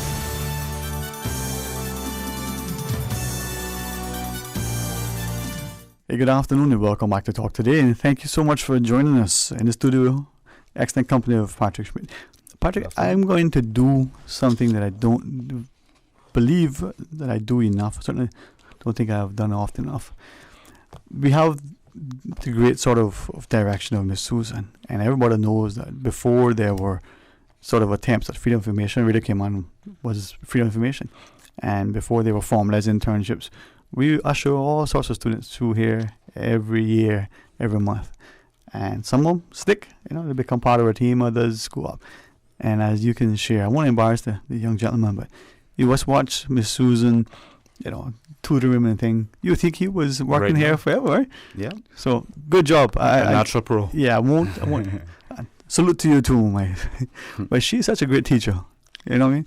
So one day we'll bring him hopefully in front of the mic and enjoy it. But I got to pay a little more attention because he may not know the verbal cues and all of the things that Susan has sort of shared with me just yet. But why I decided to sort of do that, and hopefully not embarrass him too much, is that here's a small community, just like the discussion prior with Cayman Enterprise City, recognizing the opportunities that exist, perhaps reminding us as a populace that probably easier to access some of the things if we're aware of them. There's always an expectation that we need to bring our best game to the table, not to be disparaging to others who obviously are aware of it. We heard about the notion of, big fish in a small pond. We may have heard stories that there's a volunteering position that you need in order to get community hours to get your diploma, high school or university, and you're in some big city, and there are 1,000 people applying for that one job, for 1 day a week to put in 1 hour. But in Cayman, volunteers are even paid. You can't get enough people. There are different dynamics to that. I say that to share that I wonder to what extent we're ignoring that. We're ignoring the concept that some may have heard more and more recently, broken windows. And then we fast forward to what you were sharing earlier, the idea that we're not looking sufficiently at everything as exhaustively as we can for as sufficiently long a time frame as we should.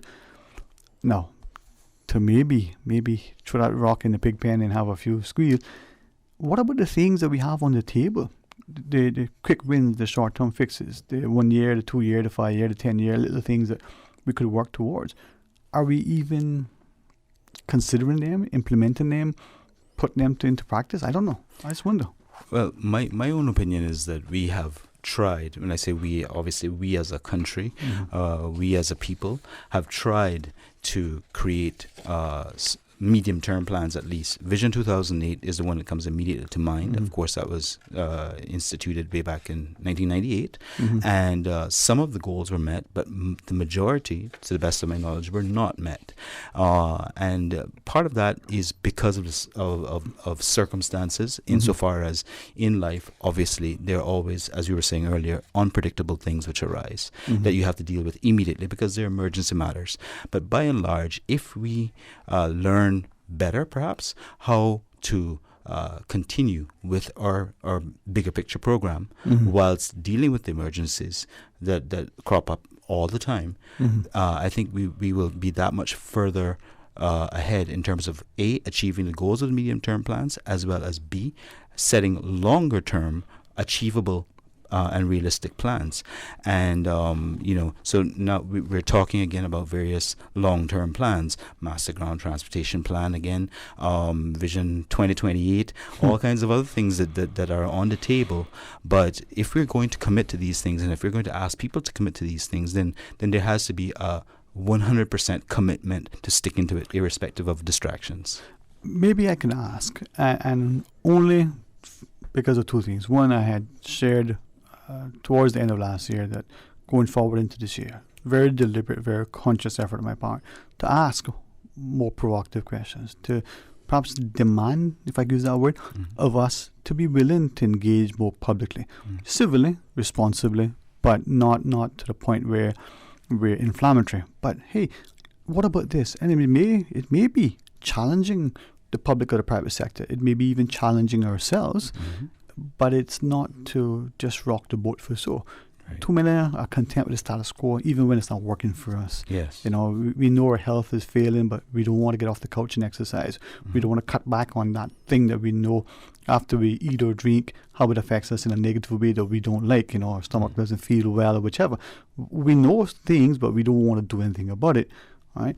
So with that in mind, after the break, could we do, if it's okay with you, we always compare Cayman and Bermuda, our population, our political landscape, the financial services, the different things.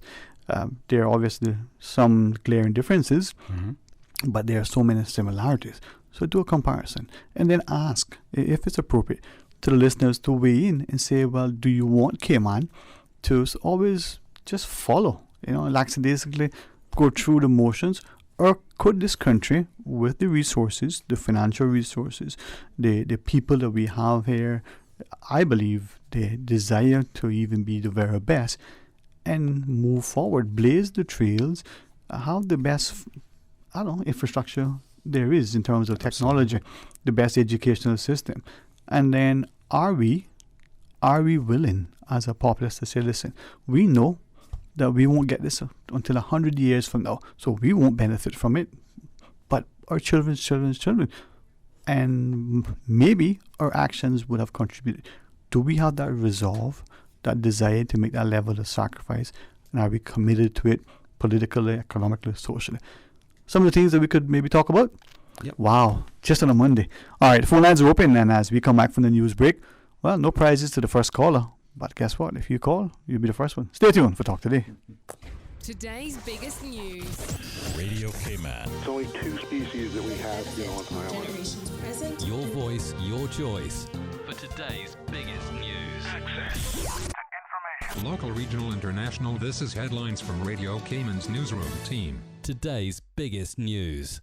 With your latest headlines, I'm April Cummings. Sunday saw the official renaming of the sports field at the Theolin L. McCoy Primary School. My name is Janiyah McCoy. We are pleased to have you here to witness this historic occasion in honor of my grandfather, Mr. David Gerard Powell. Mr. Powell was an active member of the Bodden Town community and instrumental in the development of the school's playing field. He also played a pivotal role in the advancement of Community League football in Bodden Town. In international headlines, 4 members of the Chinese military have been charged with breaking into the networks of the Equifax Credit Reporting Agency and stealing the personal information of tens of millions of Americans. The Justice Department today said Beijing is responsible for one of the largest hacks in history targeting consumer data. That 2017 breach, by the way, affected more than 145 million people, with the hackers successfully stealing names, addresses, social security and driver's license numbers, and other personal information stored in the company's databases. Turkey today said it retaliated after intense shelling by Syrian forces killed 5 of its soldiers and wounded 5 others in Syria's northern Idlib province, a marked escalation a week after a similarly deadly clash between the two sides. The exchange of fire came as a Russian delegation held a second round of talks in the Turkish capital of Ankara to discuss the fighting in Syria's Idlib province, which has uprooted more than 500,000 people in the past 2 months. No immediate statement was issued at the end of the talks. Those are your headlines. From Radio Cayman's newsroom, I'm April Cummings. Stay in touch with Radio Cayman for the latest in news and information. Follow Radio Cayman on social media, Facebook, Instagram, Twitter. Download the Radio Cayman app or log on to our website, www.radiocayman.gov.ky. Radio Cayman, your voice, your choice, your radio. Talk today. But I do have some questions. Talk today. Cayman Islands' foremost listeners' participation program. Talk today. Because there are more questions than answers. What the public is saying. Waiting to take your calls right now. Sterling Dwayne Ebanks.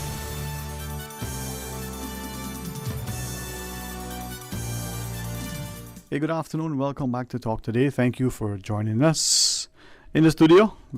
Excellent company. I'm Mr. Patrick Schmid. And just prior to the break, as we invited callers to share, I was asking and looking at the comparisons that we've always made and we seem to continue to make Cayman versus Bermuda. And should we go beyond just comparing us on the financial landscape? You know, they have so many companies registered, we have so many. They're like this.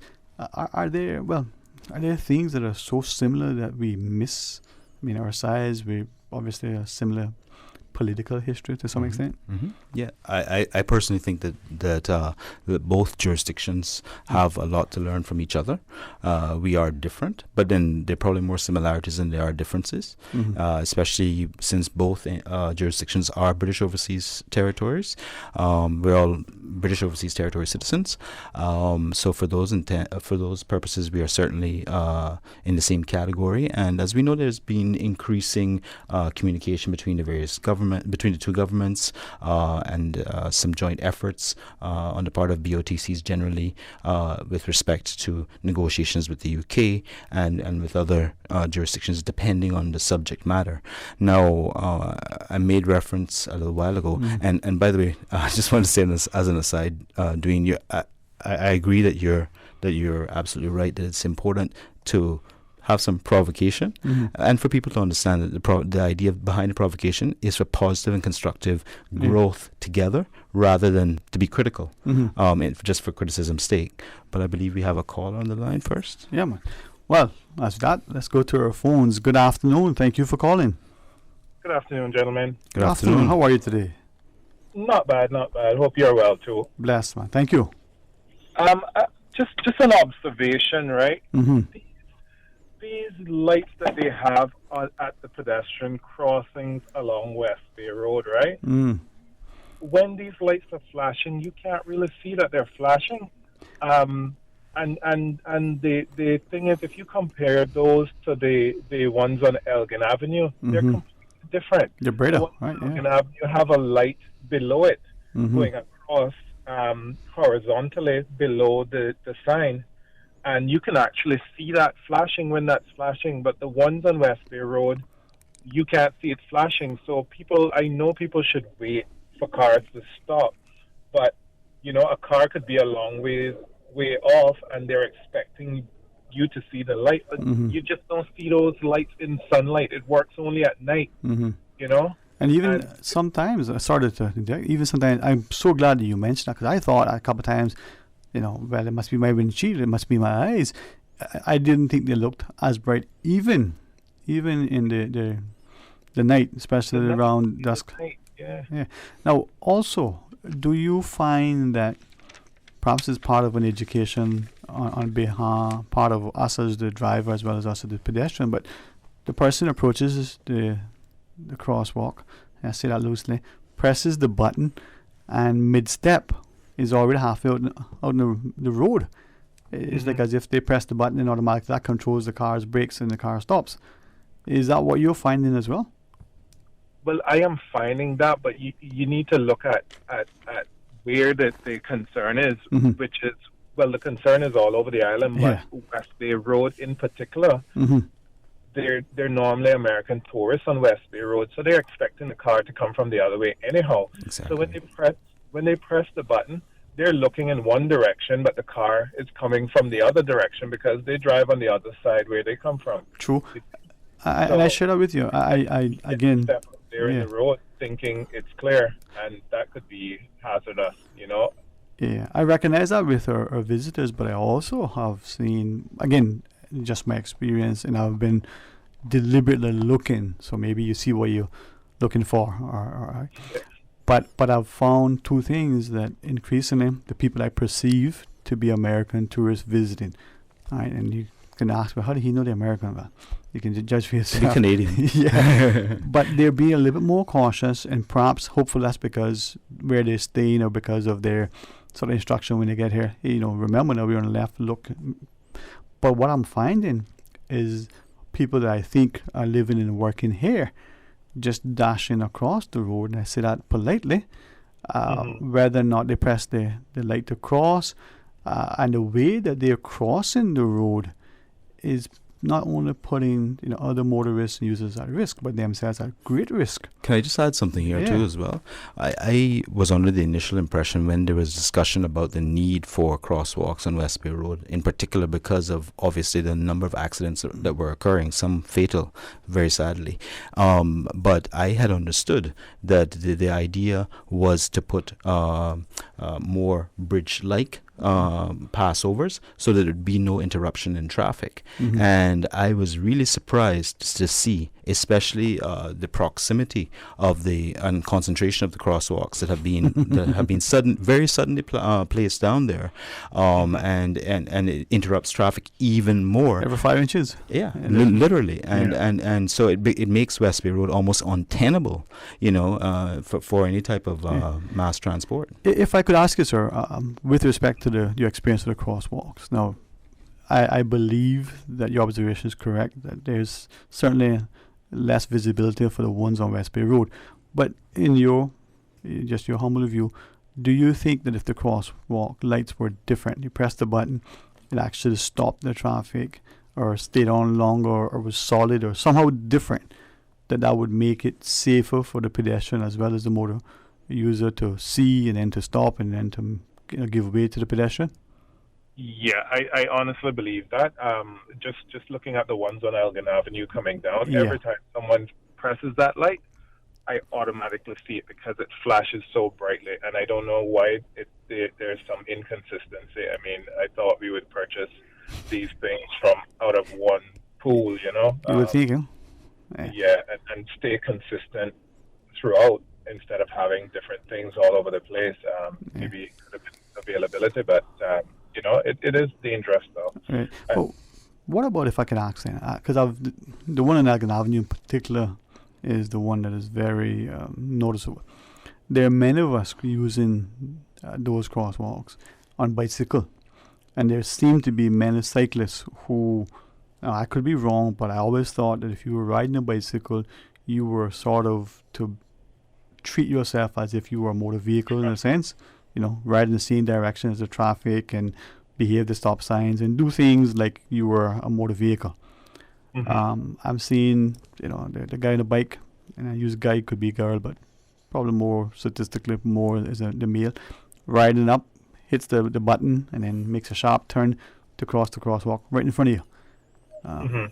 Again, putting himself at risk, but others as well. So how do we get to that point where we're a little bit more knowledgeable, considerate, safer? Education, I guess. Education and awareness is the key. Same thing with the roundabouts.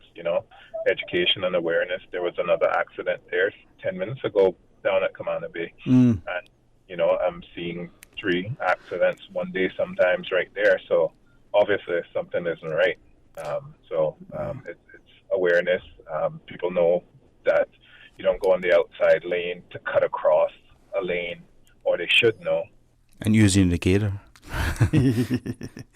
Well, as you experience that, I mean, any other thoughts in the instruction, counsel, advice, guidelines, anything else you want to share with us? Yeah. Hello, sir? Yeah. Hello? Hello? Oh, wow. Sorry about that. To that last caller, inadvertently, I think we somehow transported him elsewhere. Our apologies. And then to this caller, hey, technology, boy. We have another caller. In a second, we'll figure it out in a minute. Yeah. Wow. Good days ahead. It's just a Monday. What's going to happen? We'll see. Well, some very valid points, though, that were being made. And so constructive. And I think if we take on board recognizing how important it is, that we can. So to that caller, thanks, and we'll figure it out once Ms. Susan tells us what we need to be thinking. Well, I mean, the other thing too, unless there's been a change, I mean, my recollection, and granted this is going back a few years now, but of the road code, and there has been a distinct effort. I have noticed a distinct effort to increase public education on these matters, especially as it relates to roundabouts.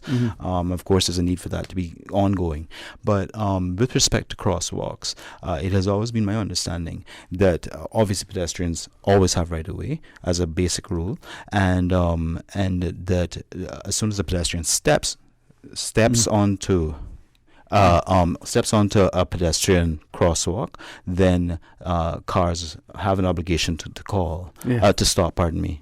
Yeah. And therefore, these are important things that we all need to bear in mind. But just on the may I quickly Yes. just go to the question you asked about Bermuda and Cayman, and this is just simple for the purposes of the important comparatives, basic comparatives on the transport issue, and setting aside the 10-point plan that is printed in today's compass that's emanating from the government committee responsible. Just want to point out these basic facts. Bermuda as an island is 21 square miles, right? It has approximately 278 miles of paved road. It has 48,000 registered vehicles. That's all vehicles, including mopeds and so on. But at least half of that is cars, if not more. And a population slightly smaller than ours of 63,000, more or less. Now, you compare that to Cayman. We are actually, at Grand Cayman, for example, is 76 square miles. So as an island, we're already 3.5 times the size of Bermuda. We have 900 miles of paved roads now, approximately. We have less registered vehicles, that being approximately 40,000, just under 40,000, so at least 8,000 less registered vehicles. We have a public transport system, but not scheduled like Bermuda's, and we have a population that is slightly larger. Now, given those comparative statistics, it suggests that we should have a much better transport system, and certainly not much better, but rather at least one that does that is not inhibited or problematic the way that we have circumstances whereby people are taking 2.5 hours to commute in from East End and North Side, for example, into Georgetown, where their place of work is. Imagine the opportunity cost of that, in terms of economic loss to the companies, to the individuals, for having to sit idly for 2.5 hours in traffic. It just does not make sense, and some desperate measures need to be taken right now. In fact, yesterday. Yes. Well, with that, and a great respect to the callers online, we do have a break, and we'll take that and then come back and join all of our callers. Stay tuned for Talk Today. Would you like free roses this Valentine's Day? Buy a gift that can be cherished forever from Island Jewelers. And the roses are on us today. That's right. We'll buy the roses. Spend $350 US at any Island Jewelers and receive half dozen red roses from Celebrations for free. Island Jewelers is located in the Island Plaza under Margaritaville, Camana Bay, the airport, Kimpton Seafire, and Ritz-Carlton. Show her you love her today, forever, and always with Island Jewelers. Hi, I am Dr. Lee, Chief Medical Officer in the Ministry of Health. The Ministry and the Department of Public Health, along with our partners, are working hard to help protect residents from the novel coronavirus. Did you know the best way to help prevent infection is to avoid being exposed? So please, wash your hands frequently with soap and water, or use an alcohol-based sanitizer. Cover your noses and mouths when coughing or sneezing. And as best as possible, keep a good distance or avoid contact with anyone with symptoms of a respiratory infection. To read more about the public health's updates, please visit hsa.ky. 2020 means perfect vision. And if you have your sights set on driving a new hybrid, then the time is now to check out the new RAV4 and CHR.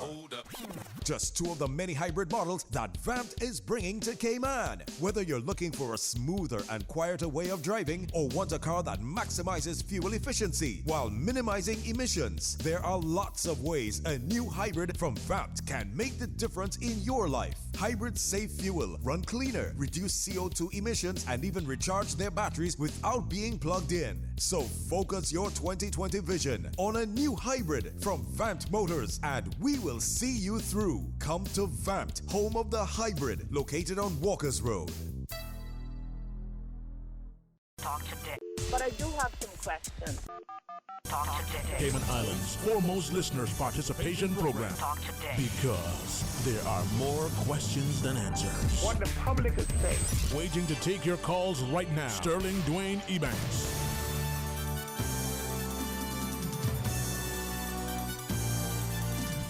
Hey, good afternoon. Welcome back. Thanks for joining us. And we have a number of callers online as we go to our phones. But sit next to me. I'm very grateful for the company of Mr. Patrick Schmidt. Let's join our callers. Absolutely. Welcome. Good afternoon. Thank you for calling. Good afternoon. How are you today? Good afternoon. I'm very well, thank you. And yourself? Oh, we're blessed, man. Very thankful. One of us is handsome, the other one is just me. No, both of you are handsome. Both of you are professional as well. There you go, boy. There you I'm go. so happy to get this talk to Patrick online because I've seen him and told him that I love listening to him as well, and he's a good match with you there. Thank you so much. So you say he's my match? Yes. All right. No. He also I'm an knows apprentice. Yeah, he knows the law, so he can put things in place when it needs to be. There you but go. I wanted to take up on the subject of the crosswalks as well. And I had tried many times to get on before and didn't succeed. But the reason that I'm grabbing on it now is because, yes, there is a lot of crosswalks which are necessary, some of them, and some is too close to each other, like you all said. But I know in particular, there is some on West Bay Road that for some reason, especially the one by the Weston, the people will come out from by each end and they will not walk up to that crosswalk, hit the button to go on, and they want to step out and walk in the road that's put that crosswalk. I've been polite to follow them to the hotel or sometimes going across the street if they're going on that side and say to them, I'm sure that where you're from, you're used to these things. So I think that what I would like to see the tourism department make an effort to get some type of flyer that has to go in all hotel rooms for the guests. And I mean, wherever they're staying, because condos, everything can have that, to remind them that we have crosswalks. So whenever they're supposed to walk on the crosswalk, not take a chance to run across or whatever. Yesterday morning, I seen a husband and wife, I presume, who had been riding a bicycle, and they were up just above the cemetery and the Silver Sands condos. They were trying to get across the road. Traffic was flying coming down from Townway, and the woman took an effort to run with her bicycle, and the car did not even slow down for her, but they were right up on her, so they stopped to, I guess they probably said something to her, but her husband stayed on the other side of the road. Now, to be honest, if she had gotten hit, who would have been at fault? They could have seen her starting to come across the street and then slow down. That's one way of doing it, but she would have been at fault, I believe, not saying now that she would have got the right or they would have got the wrong, but I only look at things like that, and I think we need to really make it be more concise by getting that department to help us advertise it to the visitors. Mm-hmm. Because local people should not have a problem to realize that we have a crosswalk system. Yes, we need to hit a button. Don't take a chance. But honestly, though, this is just my observation. It hasn't been for an extended period. But what I have seen in recent weeks, I guess since the year started, deliberately, since there's been an installation of new crosswalks recently, that the people that I assume to be tourists visiting are more inclined to walk to the crosswalk, press the light, and go across. Those that are running across at or near the crosswalks, at a diagonal or otherwise, are people that would appear to be living and working here. No. I've seen some of that too, but I still think that a lot of tourists that I've seen, there's something that needs to be done because it's not being really utilized the right way. So that's only. Yes, ma'am. All right. And you have a good day. You too. Thank you, ma'am. Here because I have to go inside of an appointment. All right. Well, all the best for you today and the week. Thanks very much. And Mr. Schmidt, a couple of more calls. Welcome. Good afternoon. You're on Talk Today. Good afternoon. Good afternoon. Good afternoon. Good afternoon. Lana, a lot of stuff that Lana said is so true because the wrestling is the prime place for what she's talking about is happening because we got people coming out of the western from the right-hand side, coming from the beach and want to go over to the condos behind the Beach Cafe there. And we got people coming from the shopping center there and the restaurant, not much of using the pedestrian. They're down on the other end of the road wanting to cross back into the main entrance of the western instead of walking to the pedestrian. So we have these pedestrians out there, but believe me, some of them are not being used properly. And some people just think because they're crossing the street and you coming driving, that they can just step out in front of you and you're supposed to put this brakes on emergency right away for them. They got to respect us so we can respect them. I'm not saying we must fight them or anything in that category. Don't get me wrong. Please. Right. But we all need to work together, and we don't have that here in Cayman. It's dog eat dog on the streets out here in Cayman. But Sterling, I didn't call you for that. I want to give you some area observed on Saturday. Sometime Saturday morning, there was a WhatsApp came in and my phone stating that they were changing the tenders from the Royal to the North Terminal because the water was getting a bit bumpy over there, right? Mm-hmm. So they came over to the North Terminal. I got down there about 12:45. I was working a cruise ship. And Sterling, the people was boarding the boat. Someone said from 11:30. Well, I observed from 11:45. And Sterling, those people was wrapped around from Royal to North Terminal. And there was a lot of senior citizens on that boat. And it seemed like everybody came off of that boat that particular day. Sterling, those people were sweating. And I would say like about 2 hours before the last tender, the staff came off with towels, wet towels, and like 2 to 3 ounces of some liquid in some cups sharing around to the people at the port. And it was walking them down the sidewalk trying to keep everybody cool with this. The Sterling, there was 4 ounces of juice in those cups. It was in 3 ounces. But what I'm trying to say is, North Terminal got a bit bumpy. Sorry, at the going off too. But the fact of the matter was, Sterling, to see that they were loading from 11:30, and I watched the last gentleman walk onto that tender 3:30. They was constantly loading in that hot, rolling sun.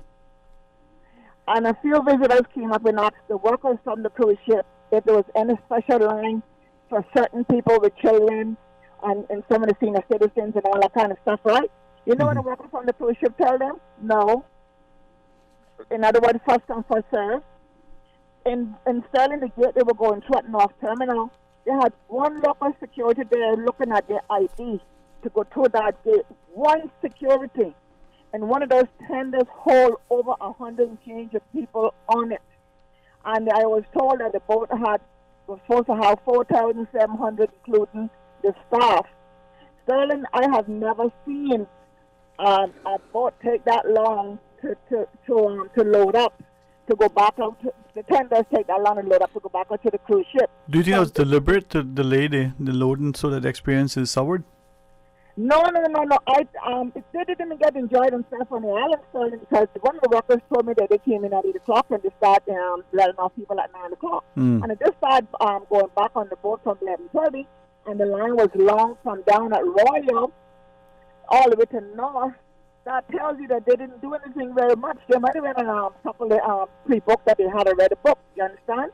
But the line just couldn't seem to come to an end. And when I watched that last one individual got on that boat at 3:30 sharp, I could not believe it. And his remark was he didn't pay to come and stand in no line. You understand? So he refused to stand in the line. So he ran and I seen him came up with a glass in his hand, so I just finished to get a different drink. And he made a remark to say he didn't pay to come to stand up in no line to get back on the cruise ship. So he made himself the last one to go board the cruise ship, you understand? I mean, the tender, you understand? Mm-hmm. But what I'm just saying is the amount of time that they were doing these people to get back on that boat, how many tenders they was using, I don't know. No terminal side getting bumpy. And the way that was so bumpy, the authority didn't seem to say, well, you know what? We need to get these guys to go up to the other side of the island to get them onto the boat very safely, because people was complaining, and there was a lot of senior citizens on that cruise ship, Sterling. Mm-hmm. And it was heart-wrenching to watch that situation on Saturday, and it was no compromising in no department from our people on the port there or the people from the workers off the cruise ship. They just went with the flow and said, well, whenever you're bored, you're bored. In other words, you know what I mean? It was like it wasn't no care, no love there at no point in time. It was unbelievable. And those people, They were raped a lot, so God forgive me for saying it. No disrespect to them. They were raped out in a hot rod. Yeah, all exhaustion and the heat and the stuff in the sun. Yeah. All right, well, thank you for that, and with great respect, we'll go to our final caller. Good afternoon, welcome, thanks for calling. Hello. Yeah, hello. Good afternoon, sir. How are you? All right. I heard you talking about these signals along the West Bay Road. Those signals, the minute that button is touched, the signal jumps off, it triggers off, and the person jumps in the middle of the walkway. And normally, you would have a 2 or 3 second, maybe a 5 second delay from when that button is pushed to when the light comes on to signal the driver. Right. And I've seen it along that West Bay Road very close to major accidents happening because the people that push the button bang in the middle of the road, and you come down doing 10 miles an hour, 15 miles an hour, and the light comes on.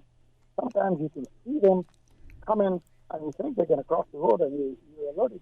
But sometimes, they come in looking like they're going past the light, and you just push the button and jump in the middle of the sidewalk. Mm-hmm.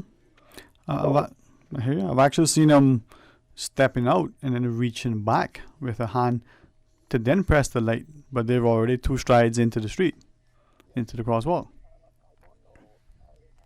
I actually spoke to somebody who I thought was on the NRA, and I'm not sure whether it's an NRA responsibility or who takes care of it, but they need to check them, and there really needs to be a delay to man that button.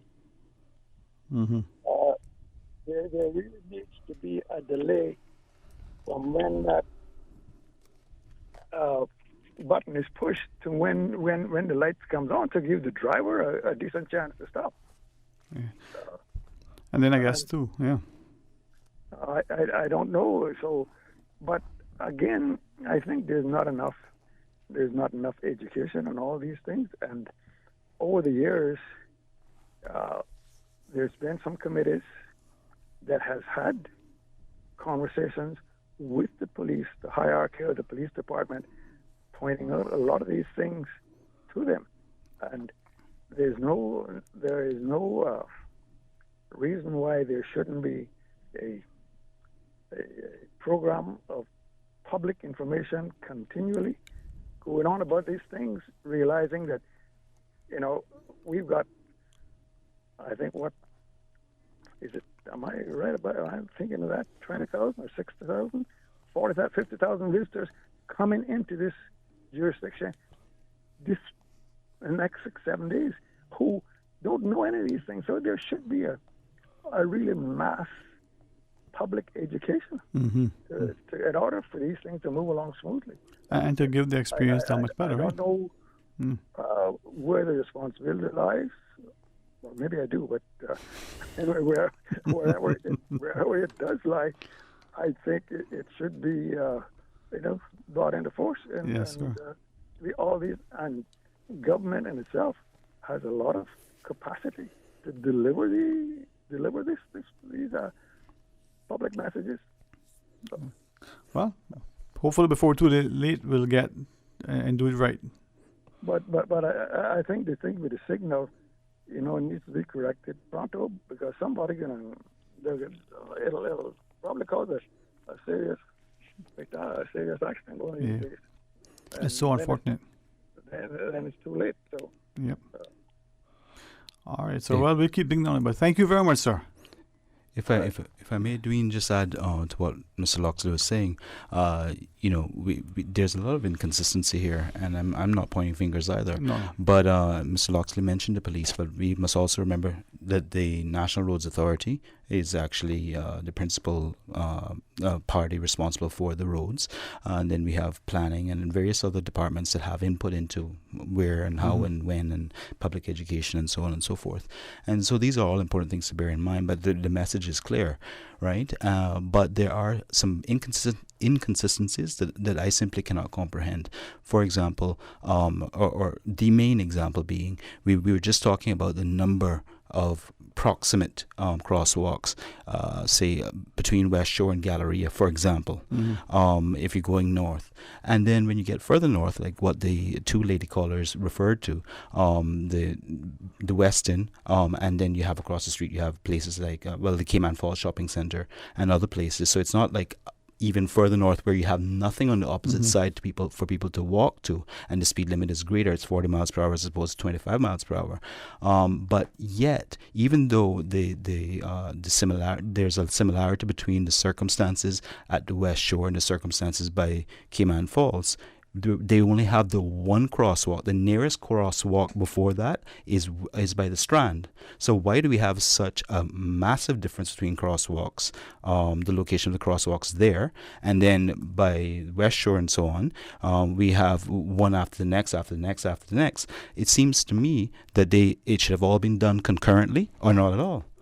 And the idea that maybe when they're positioned, they're every 5 feet apart, or every 500 feet, whatever it is, consistent. But with that too, the bus stops, obviously we need to have structured, scheduled, bus. But equally, you just can't pull off anywhere, anytime. Not to criticize what may have become a habitual practice, and it may need retraining and rethinking. But have we seen, for instance, the bus is driving along, it pulls over for, the first passenger. It pulls back on, and 10 seconds later, it pulls over again for another pickup. Could not the two have walked and be collected at some point? Yes. Now, is that a question of the cultural practice? Is it lack of enforcement? Is it that we don't have anything structured? We understand from those who have much more experience with public transport. This is where the bus stops. The bus will not stop anywhere else. If it does, there's going to be a sanction. There's going to be a lot of things that happen. So, I mean, I would simply say that I recognize we're running out of time, but I would simply say that there is an enforcement problem there. That is clear.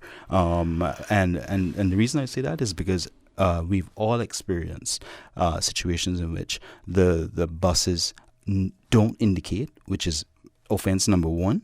When they're stopping for a passenger to let off or to receive a passenger, that is a big problem because that could easily cause an accident, a fatal accident.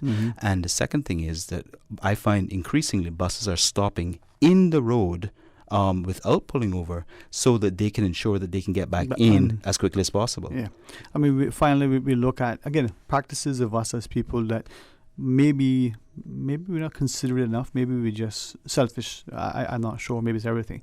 But look at what do you call the roundabouts, and seemingly the installation of those little things that we put on the roundabouts, seemingly to discourage that very practice. Now you would think, why would I stop in a roundabout, even if I pull to the side, partly off and on the road? I mean, would that not potentially be unsafe, unwise? But yet we do it. Maybe it comes down to a couple of things. One person might say this is an offensive comment, but what do the old people tell you? You take a choo-choo whip, you carry the offenders in the center of town, you give them a few lashes, and that behavior stops? Or is it that we do PSAs? I don't know. But something needs to give quickly, because there's a behavior that is egregious, but it's unsafe. And maybe it's a lack of leadership. Maybe it's the example of leadership, however we define that. But at the end of the day, we're all affected negatively by the, what did my buddy say this morning? By the ignorance, I like the way he puts it, of someone, simply because we're inconsiderate, we're intolerant, and perhaps we're just insensitive. But just a thought. And just to reiterate, I really think the Eastern Districts need some relief right now for their transport problems. So what I'm hearing, a couple more helicopters to ferry our people in. Whatever it takes. All right, listen, thank you very much. It is a deliberate attempt to evoke, if you want to say to provoke, comment, and for you to think. It's not to be offensive. It is to be insightful, but not where it's the CI, insight, to cause you to, it's the SI. If you don't know what I mean, call Susan. She'll explain it to you. And it is equally intended for us to start to think, to talk, to question, to even champion certain things, but to challenge. How can we improve? Your personal trainer will tell you, you want to get better, you got to push yourself to safe limits. the teacher tells you you can do better. If you just study a little harder, a little smarter, challenge. Yes. It's a nice word, huh? I like it. All right, Mr. Schmidt, whenever your schedule allows, come back tomorrow if you can. Guess what was on schedule tomorrow? The Cayman Arts Festival. What is wrong with my... Okay, Cayman Arts Festival. We have the I don't want to call it Latvia sisters, but they're remarkably gifted, talented. The cellists and the violinists join us tomorrow. And then that's going to be amazing, man. The Balinas sisters? See how you remember that? I just remember Latvia. That's their home of their origin. Yes. I struggle with Latvia. Yeah. I just love people who have incredible talent and who are willing to share. Because that sharing makes you inspired. It entertains. It engages. So that's going to be on the schedule tomorrow. Glenn and Anga hopefully will accompany them. And we get a chance to enjoy and celebrate. So maybe you can, accept the invite if your schedule allows. All right. Thank you, sir. All right. Thank you, Miss Susan. And if you challenge me, I could probably talk nonstop until now and 6. Maybe that'll be a fundraiser. How long can the talk show host talk uninterrupted? If talk show host could talk uninterrupted, I think you could break the Guinness World Records. What is it? How long can a woodchuck chuck with a woodchuck chucks wood? Well, how long can talk shows talk the talk? Until tomorrow, my good friends. Thank you very much. Be blessed. You crazy.